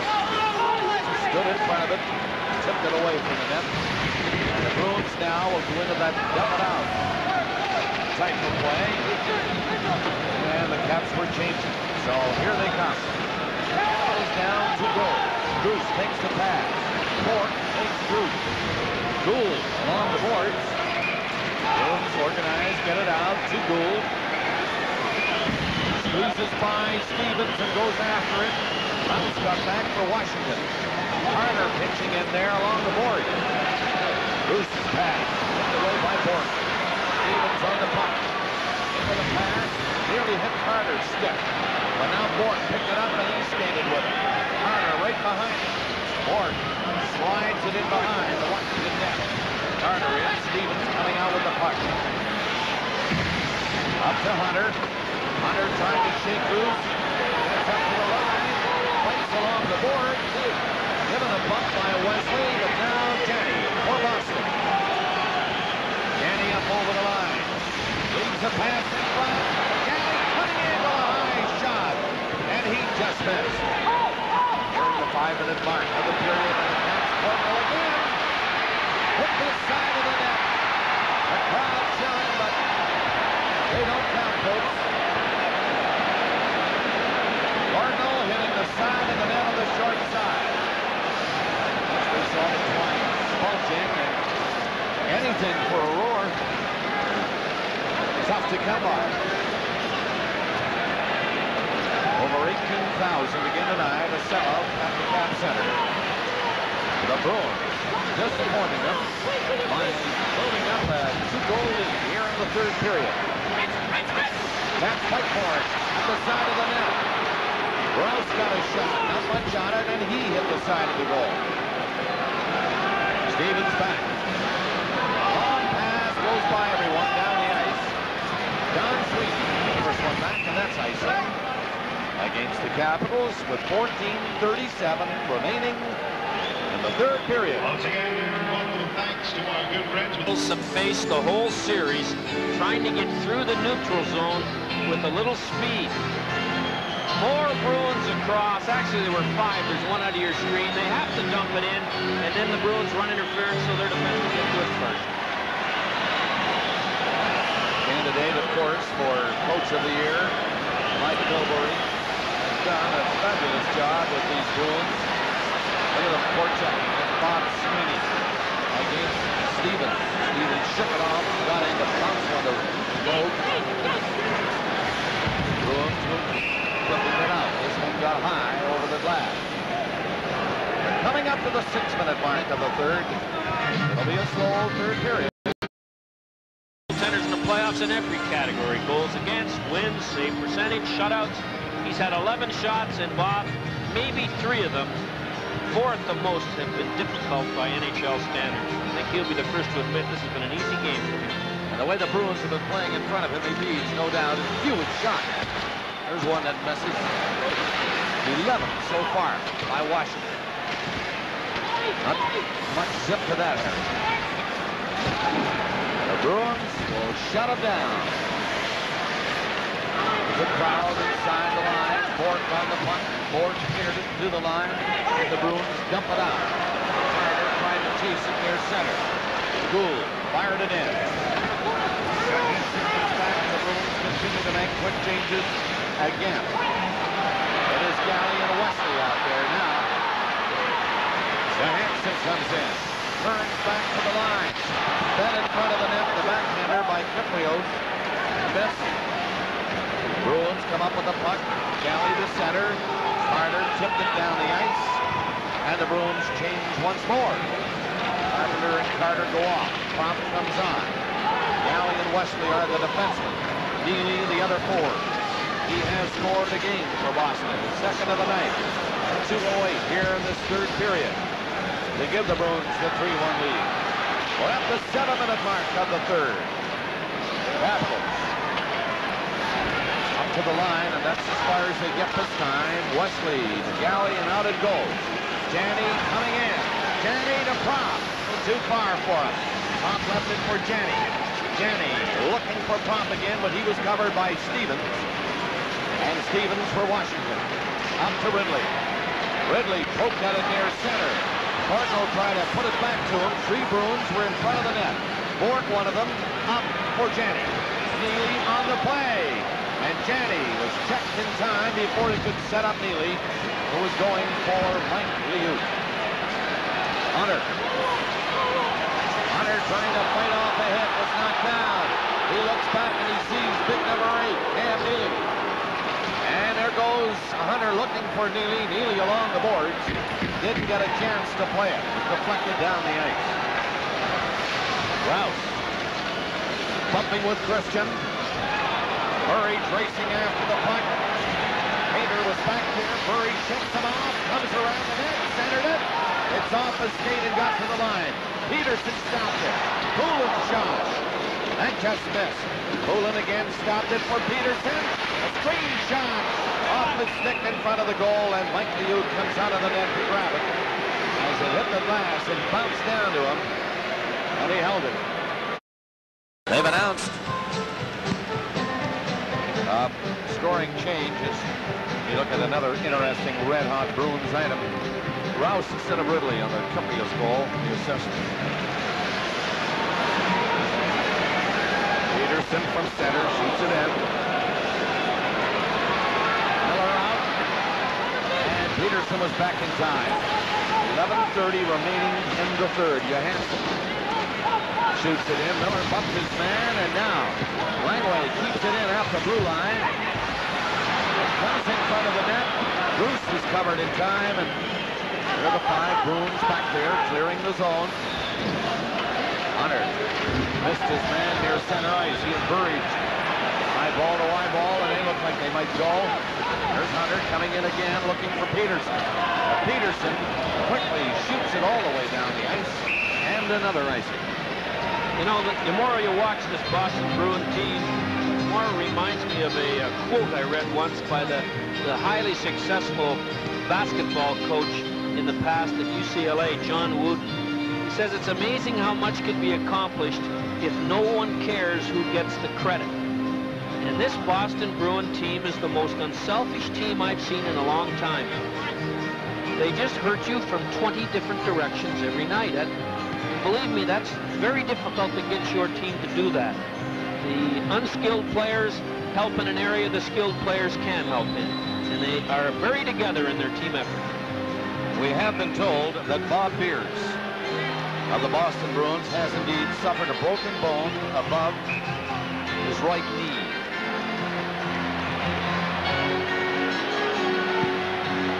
One of the unfortunate happenings for the Bruins here in this hockey game. Beers checked and was taken to hospital. It has been determined that there is a bone broken above his right knee. Sheehy couldn't get a shot. Two Bruins racing on the puck. Carter, he's going in, ended by Stevens. Carter was upended at the last second. Pavonka trying to move it up to Berglund. Along the boards for Pavonka, who centered it. Bork was there to Wesley. And now, Gould has put it up over the Washington line. Bruins change again. Bork stays on. Don Sweeney joins him. Myers with Bob Sweeney and Hawgood. The forward line for Boston. Johansson and Langway back there for Washington. Langway gets it out. Leach moving on the puck to centering with Courtney. It's dropped back to a Bruin. Another 2-on-1. That means Hawgood coming in. High shot because Langway got his stick down in front of it. Enough to deflect it. And it went up over the glass and behind Michael Hughes.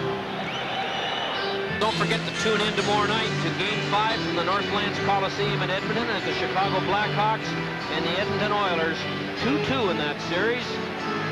Here's what's happened to Washington many times in this series. A turnover just inside the Boston blue line and results in a 2-on-1. And the Capitals got away with it that time, but they haven't very often. Bruins pressing a little bit for more. They're leading 3-1 with 9:40 remaining in the third. Bruce up there for Washington, trying to hop away from a check. Don Sweeney couldn't hang on to him. Bruce gets around the net, center net, they score! Hunter gets the goal for the Capitals.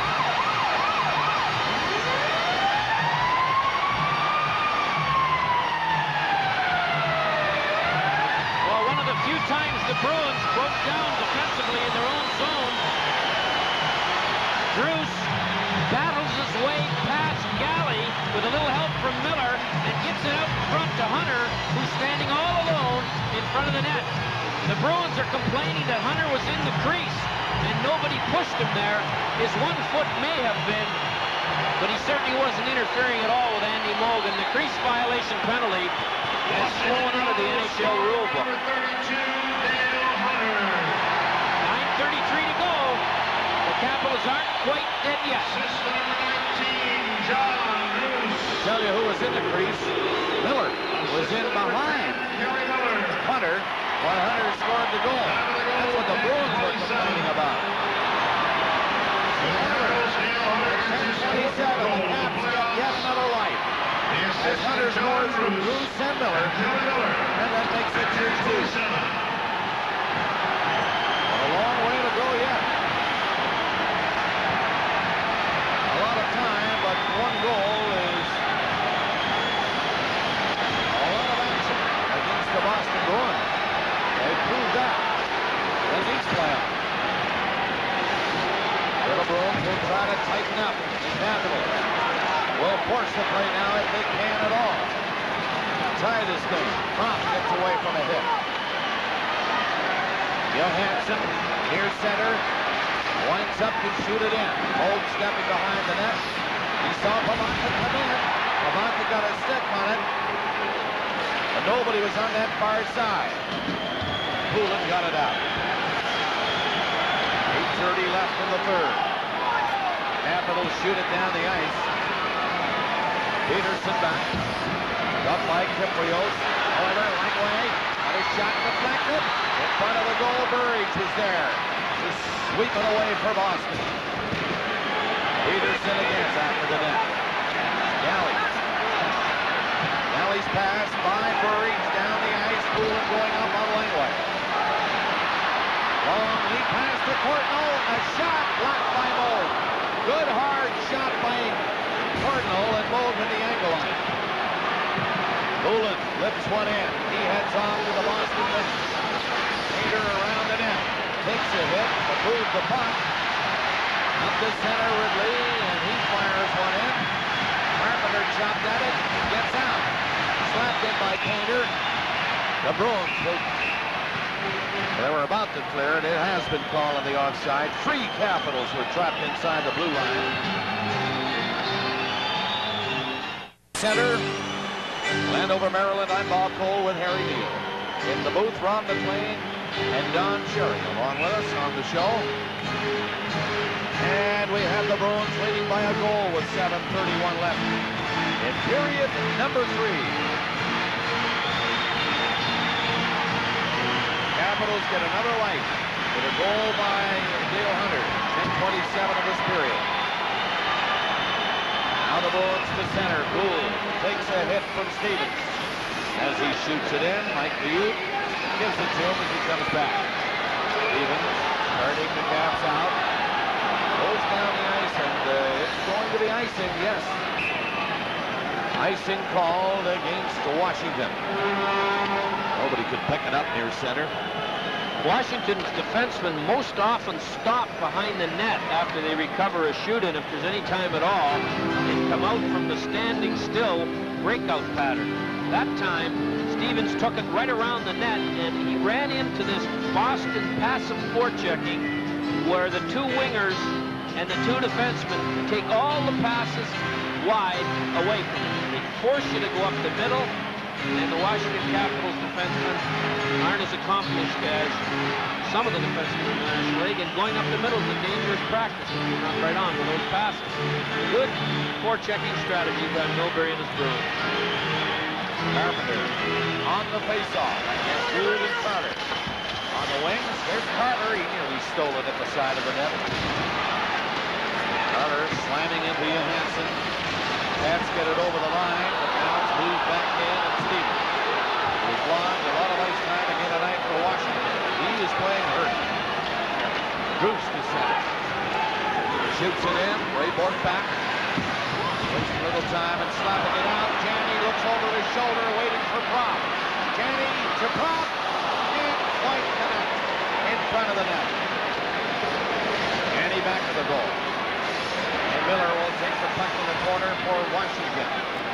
Comes out with it. Miller to center ice. Coming in with Bruce. Hold will come out and stop Bruce from picking it up.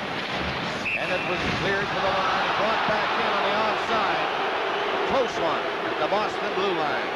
The Washington defensemen are having a tough time closing the blue line off on shoot-ins. They get there just a stride late like they did on that play. And the puck, the Bruins waste no time at all coming it out.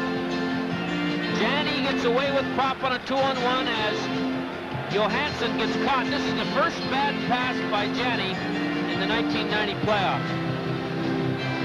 He had the right idea, but he just led Brian Prop by 1 stride. That's part of that play by Janney. Before he even picked up the puck, he looked back over his left shoulder to see, in fact, who was coming. It happened to be Prop, and he just missed him with the pass. The shots are 16-13, Bob, for the Boston Bruins, and they're 2-1 this period for Washington.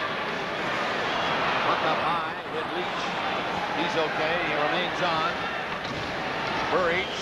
The puck along the boards into the corner, and there's Langway again. Langway coming out. Just a stop near the line. Ridley played it into the Boston zone. Leach going in there.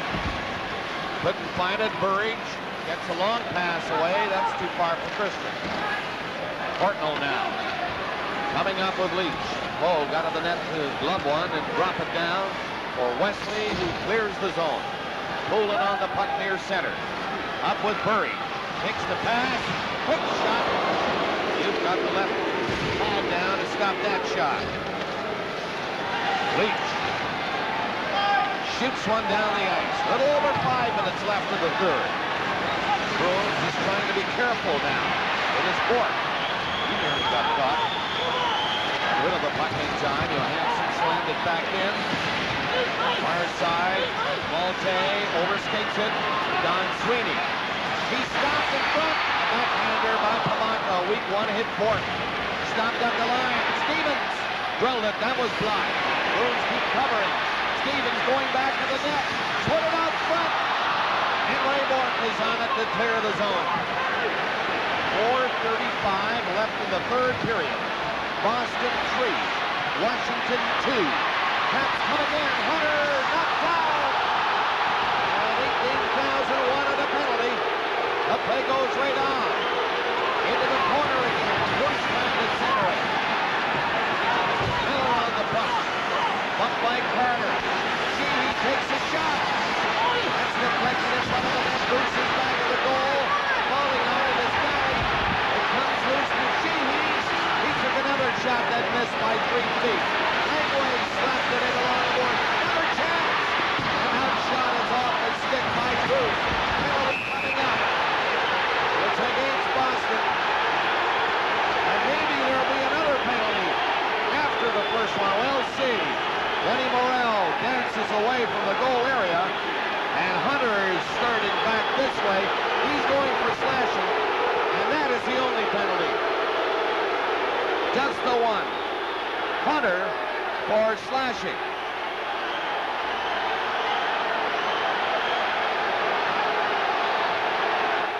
By Dale Hunter, who gets a penalty with 2:54 to go, or 3:54 to go in the game. And Galley's in a lot of pain as he comes to the Boston bench.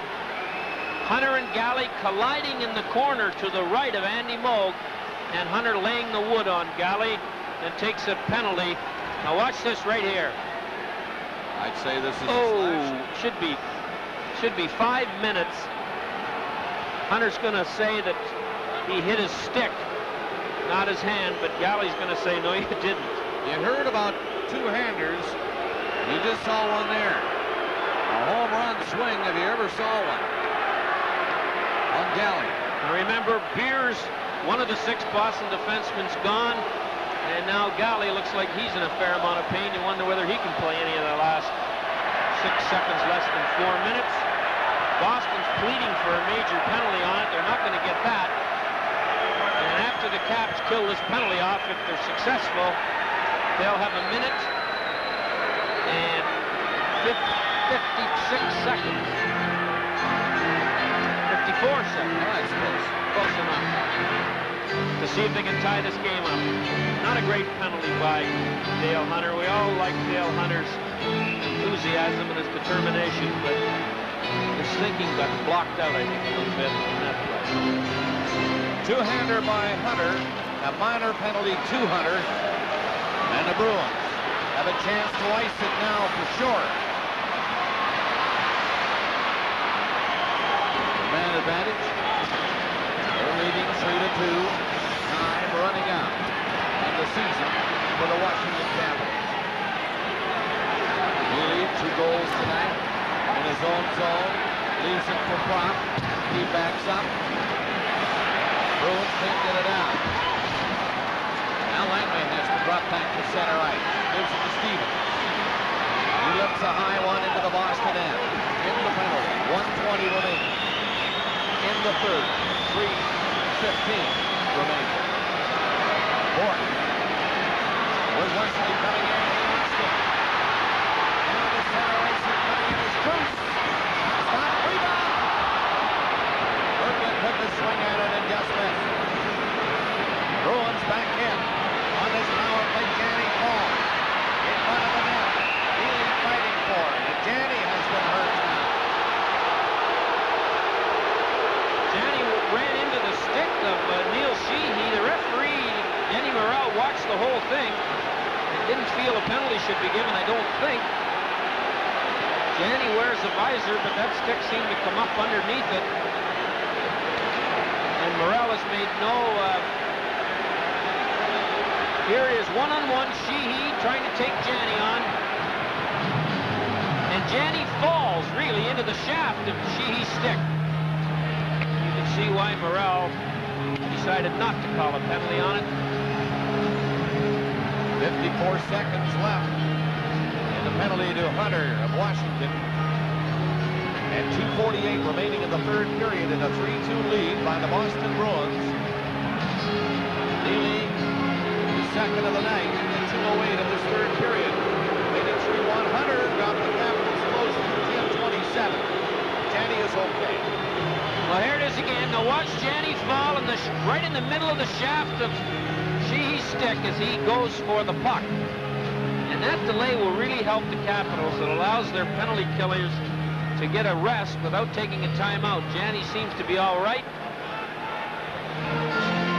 And now Langway and Stevenson come out and kill the second half of the penalty as they did the first half, getting about a minute's breather there, which was good news as far as Coach Murray's concerned. And also the two penalty killing forwards, Ridley and Miller can finish the job. They're on now. Sure. And it is Langway shooting it down the ice. Bork and Wesley back. Poulin. Up front. Burridge.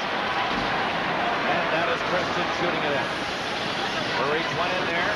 Back to the net. They're trying to dig it out. That's Poulin. He got a loose puck. Gave it to Christian. From the corner. Christian comes out. Sharp angle. No shot on the net. 20 seconds left in the penalty.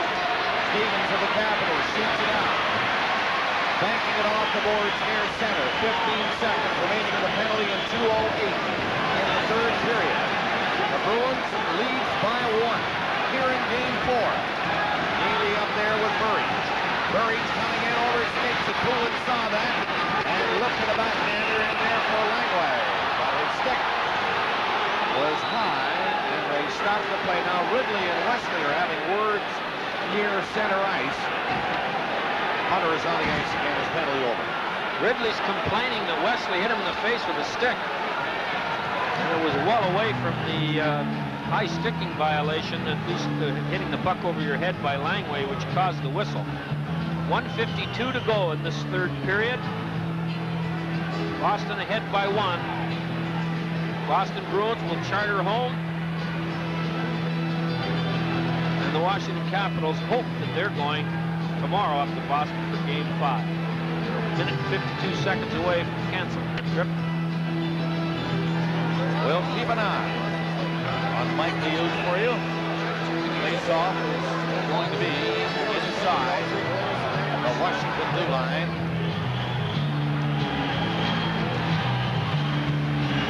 And Mike Milbury looking over his troops for the last 152, as is Terry Murray.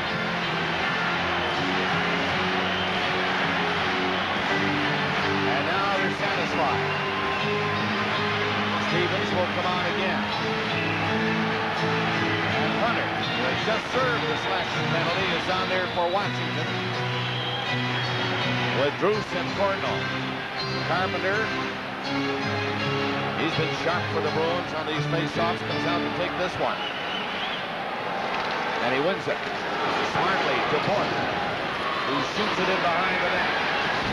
1:45 remaining in the third. And the Bruins continue to stop the Caps from moving past center. They dump it in again. Bruce takes a look. Beats a pass under the line. Hunter down the left side for Cordno. Cordno coming in. Can't make a play against Claiborne. Bruce went in there. Stopped at the line by Johansson. In back of the net is Bork again. He is tied out. Here comes Hunter. But the Bruins are going to clear it out and down the ice. 1:15 left in the third period. The Bruins are that far away from a sweep. Poulin stopped the play from going by center ice. 1 minute left in the third period. Liu is starting to leave the net now, and there he goes. Liu is on the bench, and the Caps are on the puck. Glove pass or a high stick call to play, and the puck will come out over the blue line where they'll drop it in outside the Boston line. 52 seconds left. And there's the empty net. The other end. Liu is on the bench. Leach tried to stop a Boston attempt at icing the puck. Boston has taken a timeout here. And so both teams will have the players they want to have out there for the last 52 seconds as rested as you can get them at this point in the game. Washington still has a timeout, so they could call another one later on in the last minute here if they so desired. There doesn't seem to be much in the way of strategy talk going on at the Washington bench. Milbury's talking to his team, trying to prepare them to line up properly for the face-off that's just outside the blue line in the Boston end of the rink. Just about every race for a puck in this series has been won by a Boston Bruin. And that's what Milbury is saying right now. Jerry Murray is probably saying the same thing. It's time we turn that around, because we need it now if we ever need it. 52 seconds left in the third. Now they're putting Liuk back in, hoping they'll win the face-off and get it in over the line. Can't believe they wouldn't put a forward back there. Now the fans are doing their share. They're all on their feet. Liuk comes out right away. And now he scampers back. He did a 180 as fast as you've ever seen a goaltender turn around and beat it back in as the Bruins won another race to the puck. Up the center court and over his stick. Bruins cleared again. Liuk this time is on the bench. Just getting there. And look where the puck is with 30 seconds left in the third. And maybe the cap season. However, they shoot it in. It bounced high. Took a funny hop and went up high over the glass. The faceoff is inside, Bob, as Andy Moog deflected it. He had to touch it. He was trying to get it to bounce on this low shoot-in. He was trying to make sure there was no big rebound off the end of the rink. And you know what the goalies do? They turn their stick around, face away, and they try and deflect it up off the glass. Moog, the angle of the stick was a little too steep, and it went over the glass. So Washington got a break on a shoot-in. With 21 seconds to go, they have a face-off deep in the Boston zone. Did they ever get a break? And Moog was the first one to point to the blue line. It's got to be out. Not likely. Off his stick and over the glass. It's to his right in that big circle. Hunter, Ridley, Bruce, Cardinal, all lined up. And at the line, the Bruins trying to get it out. They cannot. The Hansen shot. Not a hard one, and Bork's got that in front of the net. 10 seconds left. It's going to be a Boston sweep, folks. 5 seconds left. That is it.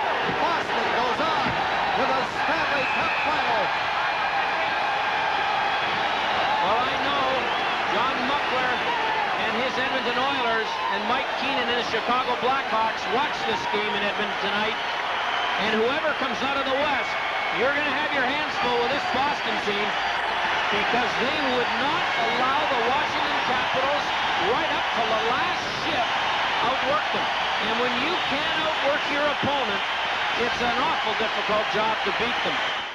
So let's give the Boston Bruins credit for a very well-played series where they shut the Capitals down to almost a call. 6 goals they allowed in the 4-game sweep. That's a heck of a record. Mike Milbury is out there now with his charges, and you can tell, I don't know, there's something about this Boston team that we've ever seen togetherness from the coach right through the whole team. This is it. They hold out. They're together, and here they are now in the Stanley Cup final. But I must say, this crowd here at the Cap Center has appreciated what the Capitals have done so far. Something they've never done before, gotten this far. But they were outclassed, out-muscled, out-hustled, outscored by the Boston Bruins, who swept the series 4 games to nothing. Well, when you win 4-0, there's no doubt who the best team was. That showed early in the series. And the Washington Capitals, I'm sure, are sincere when they're congratulating the Bruins. They know better than anybody. They weren't in the class of the Boston Bruins in the semifinals. Boston gets a nice breather before they head into the finals. We're going to have a presentation of the Prince of Wales Trophy. And here's Ron McLean, right down there. Thank you very much, Bob. Andy Moog, the star of the playoffs, really, for Boston. Andy, how do you feel? Unbelievable. It's a great feeling to go back to the Cup, and we got the team that's playing at their best right now, so we're just hoping for the best. Guys really earned it tonight. It was an unbelievable game. You know, Washington had very few chances to score, and such a team effort defensively tonight. It was unbelievable. And that really held up through the series. Is that why you think you were so dominant? I think that's something we start on. We can win games other ways, but we try and win games defensively first, and we did an unbelievable job tonight. We just didn't give them nothing. I mean, it was unbelievable the way they checked in front of me. There just no second chances. There was just no tip-ins or screens. It was something else. Now, 1988, you were part of the final, of course, but that was such a crazy year for you with the Olympics and everything else. You feel more a part of it this time around? Crazy but fun. Yeah, always nice to go to the final. Yeah, you know, it's been 3 years now. I feel like I'm a Bruin. To tell you the truth, I felt like I'm a Bruin all my whole life. It's been here. It's been so much fun here, but we're happy going back. It's going to be great. Congratulations on all that you've done for the viewer and, of course, for the hockey people with your play in this series, Andy. Thank you, Ron. Thanks very much. Andy Moog. Hey, Cam, before you get away, well, Cam Neely's gone that way. Ray, if I could get a word with you. Sorry to be yelling at you. Go ahead. What do you think about why you dominated this series? Well, I think really team effort all the way. We've been playing great defense all year long. We won the Jennings. Our goalie has just been super all year, and you know that's the way we won this series, really by playing good, strong defense in our end and making the best of our chances. Do you think you've been underrated as a team? Well, it seems like every team we've played should have beat us, and I mean that says something for us. But you know, I think we'll start getting some respect. And the Capitals really tried to drive it. I know you want to get to the Prince of Wales presentation. The Caps wanted to key on you, much like teams have done in the past, a great defenseman. How was it for you? Well, it was great. I mean, first game we had a couple of giveaways, but after that, you know, we were playing with the lead for most of the series. So all I was doing is really making sure I was taking care of my own end and playing strong there. Another terrific job and another rest. Are you worried about that layoff? No, not at all. I mean, we want to end this as fast as we can, this series. We didn't want to go any further. Now we got to deal with the rest, and some bumps and bruises are going to heal. Okay, go get that Wales trophy. Ray Bourque, captain of the Boston Bruins. Bob and Harry, I'll send it up to you for a moment and grab some more people down here. Okay, thank you, Ron. Well, the scoring in the game, it was no doubt the Bruins wanted the first one because they're great ahead. They've demonstrated that throughout the playoffs, and they got it very early at 53 seconds when Carter scored from Carpenter, and then Neely from Hogwood and Janney on a power play. And it was Boston all the way from there. Kiprios got him close. Neely opened up a 2-goal spread in the third, and then Hunter gave the Caps a little life, and that's about all it was, Harry. A little life. Not many shots in this hockey game, indicative of the type of play the Bruins create in this series against Washington. The shot 17-14 in favor of Boston. Well, the neutral zone was non-existent to the Washington Capitals. Boston forced them to shoot it in and then beat them to the shoot-in all night long. And Washington on the rush was not dangerous at all. And on the forecheck, they had some good hits, but they couldn't cause any panic in the Boston zone, even though sometimes the forechecking was heavy. And the Bruins played a textbook perfect defensive series, and in the playoffs, defense will always win. Yes, they did, and congratulations to the Boston Bruins. We'll see what's next for you. Winning this game tonight, Boston 3, and the Capitals 2. A Boston sweep, and in just a moment, our Molson 3-star selection. Stars. The number 1 star was Cam Neely with 2 goals and another strong performance from the big winger. Andy Moog, speaking of strong performances, steady as a rock again tonight was star number 2, and a workhorse for the Capitals. It just wasn't enough for Washington, number 3 star, Scott Stevens. Let's go down now to meet Harry Sinden, who's with Ron McLean. Thank you very much, Bob. GM President Harry Sinden, a long day for you, but not long enough, I'm sure, to savor all that's gone on. Well, I'll tell you, this is fun. This is what it's all about, and I'm proud of this team. They've played well, and they've established themselves a pretty good hockey team, and I'm really grateful to them because they really weren't looked upon to win our division or this conference when they began, and I'm grateful that they felt they were, and they worked hard at it all year. And these are all cliches, but I mean that's really what does happen when a team wins a championship. Can you pick out individual performers that you think were in part responsible for all of this? Well, that would be somewhat unfair because this is a team that they've asked me to compare with some of the great Bruin teams of the past, and this is a team that really has to get it from everybody. We don't have 2 or 3 people who can win it for us. We have star players, don't get me wrong, but unless we have everybody throwing in their 2 cents worth, we really can't beat anybody. And we generally get everybody throwing it in, so I wouldn't pick anybody out.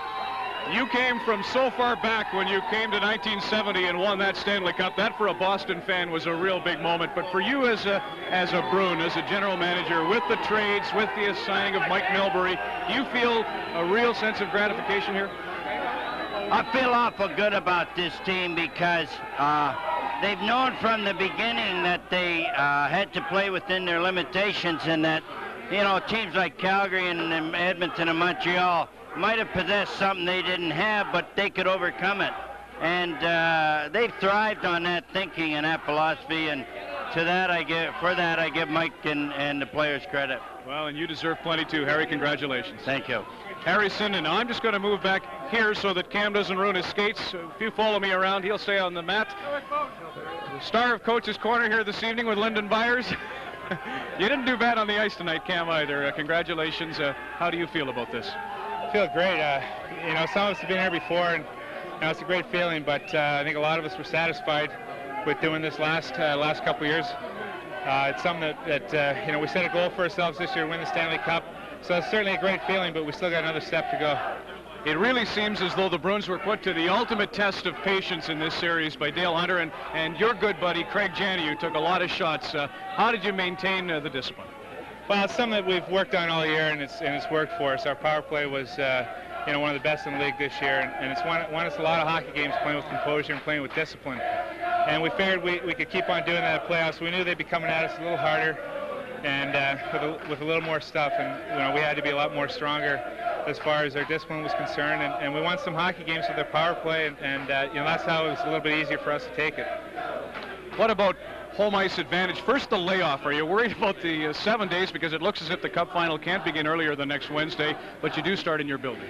Yeah, I mean, it's going to be great to start at home. I think that's helped us a lot, you know, this whole playoffs, and I don't think the layoff's going to bother us too much. I mean, we need a little bit of rest. Something we wanted to do. We wanted to wrap it up tonight so we can get some rest, and you know, we're anxious to get started. Nicely done. Good luck. Thank you very much. Cam Neely, assistant captain of the Boston Bruins, celebrates this evening's Prince of Wales Championship as Boston heads to the Stanley Cup. For the 17th time in its history, 5 of those have resulted in Stanley Cups. Of course, it'll be the second appearance in the last 3 years. Stand by for more on Molson Hockey Night in Canada and the Stanley Cup playoffs on CBC.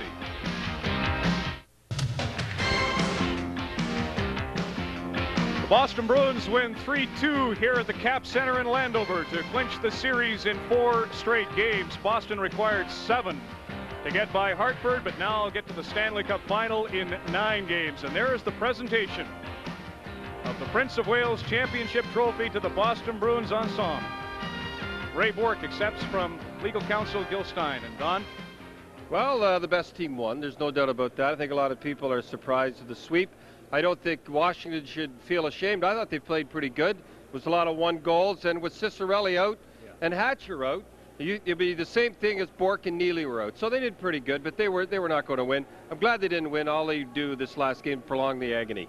It really is sad for those who didn't get to see the Washington Capitals play against the Rangers and the Devils, because they were a far different team in the first 2 rounds. Well, a big thing about the Bruins, too, is Harry said it upstairs, and Harry Sinden said it.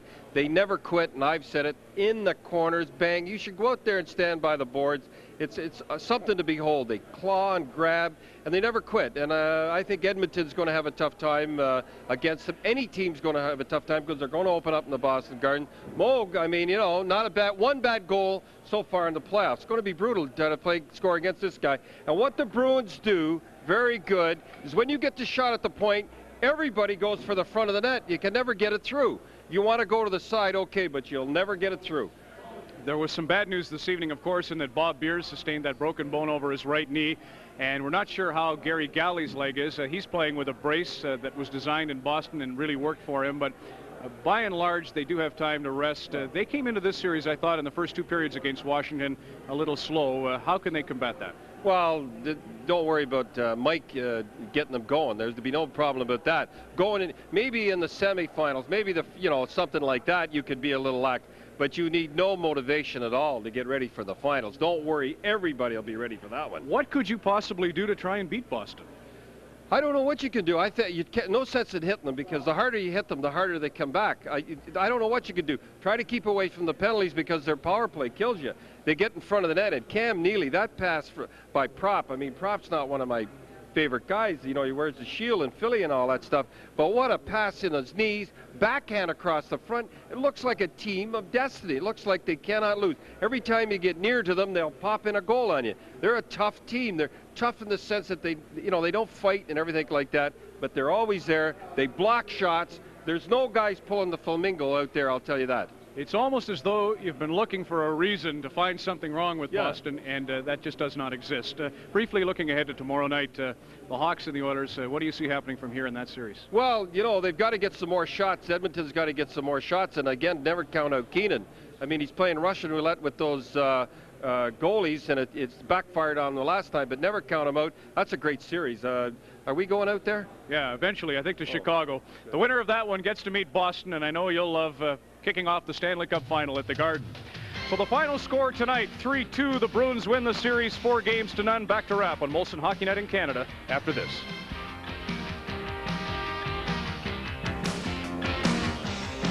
His name is spelled with an M at the beginning for good and a G at the end for G's terrific. And in between those O's of Andy Moog. The Moog train leads the Boston Bruins to another win here this evening. What a great story Boston has provided, winning the President's Trophy, and now the Prince of Wales as they go back to the Stanley Cup final for the second time in 3 years. But it's a whole different complexion in this team. As Don said, Prop's here, Poulin's here. The Philadelphia connection was undeniably a story. As for Washington, what's in store from John Druce? 14 goals in these Stanley Cup playoffs. He was a tremendous story for that club. So the final 3-2 tomorrow evening will bring you Game 5 of the Clarence Campbell Conference Championships. Chicago at Edmonton, 9:30 Eastern for that one. Boston wins here. They'll await the winner of that series there. On behalf of all of us, thanks for watching this evening from Washington, and good night.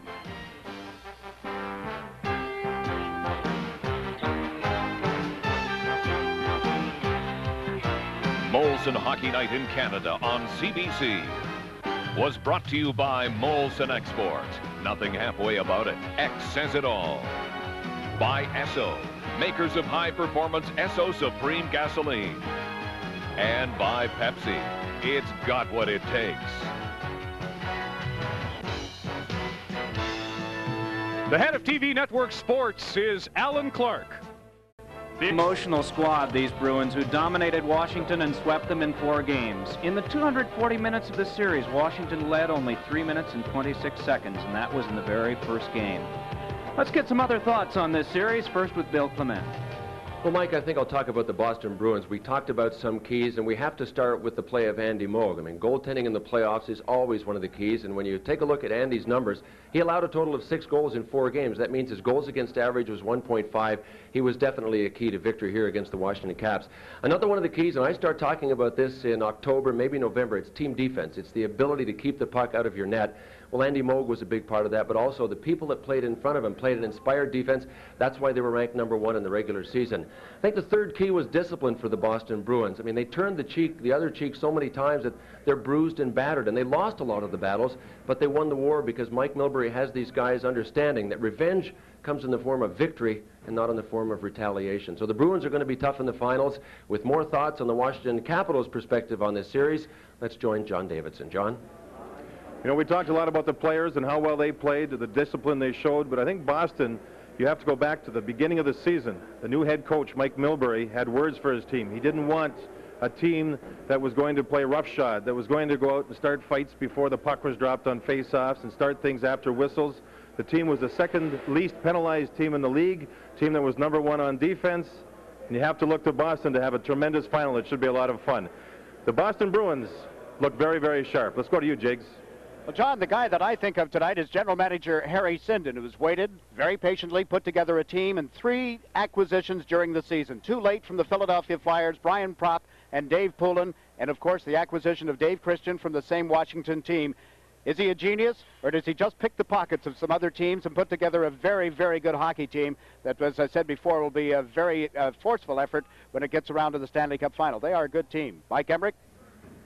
So the finals will open in Boston, where the Bruins have won 8 straight games. Who will they face? Well, a step closer will be taken to that answer tomorrow night. Series even at 2, Game 5 at Edmonton, 9:30 Eastern on Sports Channel America with Pat Foley and Dale Talon. Coming up next, Darrell Burnett and Betsy Ross with Sports Nightly. For Jiggs McDonald, Bill Clement, and John Davidson, Mike Emmerich saying good night from the nation's capital. Big hand in tonight's victory. Kevin? All right, Terry, thanks very much. Joining me now, Craig Janney had a couple of assists tonight, and I'll tell you what, you mentioned it was a sweep, but it was certainly not an easy sweep. This 4-0 deficit is going to be very deceiving when everybody starts writing about this in a few years and saying that the Boston Bruins swept their way to the Wales Conference Championship. And Craig, tell me, first of all, what was the difference between this series and the one against Montreal?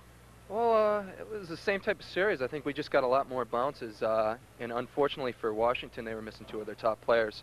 When you're missing Dino Ciccarelli, Kevin Hatcher, 2 cogs in their machine all year, it's going to hurt. And they tried to suck it up, but it seemed like we got the breaks. We were getting the 2-on-1s, and we were finishing a little more than they were. And that's obviously the difference. Both goalies played great, and we just seemed to finish our chances a little more than them. Let's talk about the scoring tonight. Of course, Boston comes right out of the chute. First minute of play, John Carter nails one from Bobby Carpenter. Now, when you're watching that and you see Liut stick that thing out, was that a mental miscue on his part, or was that the only way he could direct that puck straight out in front?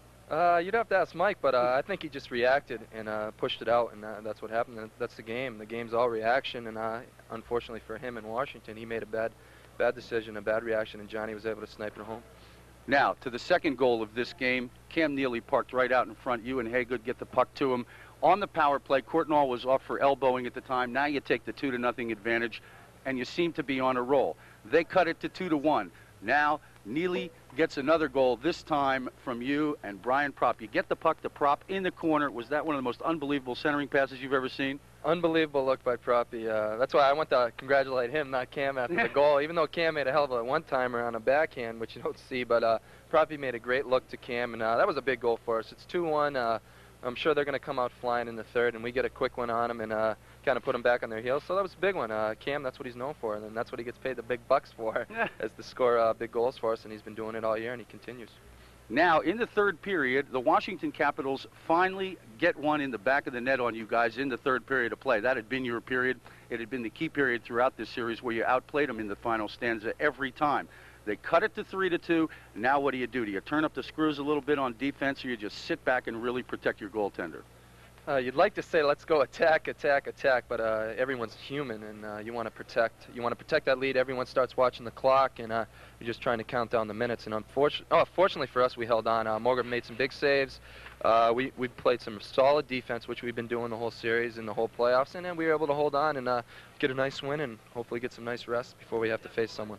Now, how important is that rest? Of course, the Edmonton and Chicago series all tied at 2 apiece. That's a best of 2 out of 3 affair, so the final won't start now till next Friday, I believe. So you guys got plenty of time to lick your wounds. What's going to happen in practice now? You're just going to get a couple of days to get a nice blow here and then go back and just have a good, solid, fundamental practice session? Absolutely. We'll probably take 2 or 3 days off. We have a lot of guys with a lot of bumps and bruises and a lot of sores, and we'll come back and thinking, let's win the cup. That's what we're here for. This was nice, but we want to get to that final step. 2 years ago, we were, in the finals against Edmonton. We got swept, and everyone had a taste of it that year. Now we want to win the big one.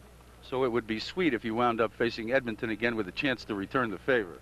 Be sweet to play anyone and win, and that's all we're hoping for right now. We're just going to try and get ready, get prepared, watch some films, and see what happens. One other thing, it was a very physical series, and tonight you got a big blow when Bob Beers went down with the broken femur. Now, how do you replace him on the wing? Well, we'll see. It's going to take some time.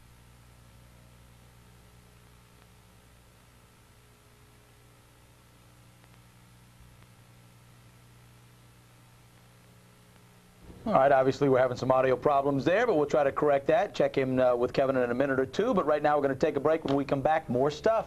Keep it tuned to SNN for the very latest in sports. Has just been tremendous in goal for the Boston Bruins during this playoff series. He's just done a fantastic job, and really? I'll tell you, he's standing by right now. Giving up just one third period goal to the Caps in the 4 games in which they swept the Caps aside. Gave up only 1 goal. In which it was an even strength goal. The others are either shorthanded or power play goals. So. Okay, well, Andy Moak standing by right now with Kevin Christopher at the Cap Center. Kevin? All right, Charlie, thanks very much. Of course, Andy Moog, what a huge part he played in this 4-game sweep. As we mentioned earlier, the sweep was by no means easy. He was severely tested throughout the series. A lot of credit to your defense on this one as well, I would imagine. Absolutely. Tonight was unbelievable as far as scoring chances for the Washington Capitals are concerned. Just eliminated any kind of good scoring chances they had. They had a couple they capitalized on, and I made a couple of saves, but I mean 4 or 5 throughout the game is not really what a team would like to produce. Yeah, you know, Washington really came out throwing the puck at net, particularly in the second period. Then all of a sudden they seemed to abandon that strategy. Was that something that you guys did? They started to dump it in the corners after that. That wasn't working, throwing it right at you. Yeah, well, I think what happens is when you're trying something and you're not getting any kind of reward for it, you look to do something else, and that's a sign of a good team. Is if something's not successful, they're going to try something else, and they tried to work it down low and bring it out from behind the net, and to tell you the truth, it paid off with a couple goals. But you know, unfortunately for Washington, it was just a little too late. An extremely physical series, a little bit different perhaps than the Montreal one, but you guys have approached all these playoff series the very same way. We keep hearing the word around that the Boston Bruins are playing a restrained kind of hockey. Is that the right word, or perhaps discipline a little closer? I think that both can be applied in different situations. We have to show a lot of restraint in situations where we may be getting a power play and we don't want to retaliate in order to even up the situation and eliminate a power play, and then we're showing some discipline in making some smart plays and not trying to get too fancy. You know, both words really apply to the team because we've tried to, you know, use both areas as far as winning hockey games are concerned. You know, I talked to Craig Janney a moment ago about the rest that you have coming up now. By virtue of the sweep, you're going to have plenty of time. The guys, you know, they're going to have time to lick their wounds and the bruises will heal and all that stuff. But how important is this rest to the hot goaltender? Would you rather keep going and play a game a night from now, or would you rather just sit back and reflect on the success so far and then get ready for the final? Yeah, to tell you the truth, I wouldn't mind the rest right now. You know, we had a week off after the Montreal series, and we came out, played some pretty good hockey over these last 4 games, and the rest, like you said, will help us to heal and get ready, and we just have to, you know, be prepared when the games start. I don't think we can use days off as an excuse. We just got to be ready to play hockey. Now, I got to get one more comment from you because, Craig, I want to see if you agree with me on Brian Propp digging that puck out of the corner out front to Cam Neely for the 3rd goal. Was that one of the best centering passes you've ever seen in playoff hockey? That play all around was amazing. Brian did an unbelievable amount of work prior to getting to that puck. I think it gets lost in the shuffle as far as seeing the play, but he did an unbelievable amount of work to get to that puck and just have a chance to pass it out. And he was really working hard in the 3rd period, and it showed and it paid off. And you know, he had his head up. A lot of people think that might be a blind pass, but I saw the replay, and he did have a look to the front of the net to see Cam open, and you know, it was just such a bang-bang play. Nobody could do anything about it. You know, Edmonton and Chicago were tied at 2 apiece. Their series is now a best 2 out of 3 situation. A couple years ago, they swept Boston in 4 straight. I'm sure it'd be nice to get back at them and kind of have a shot to return the favor, but who do you feel you match up better against, Chicago or Edmonton? Well, I think that both hockey clubs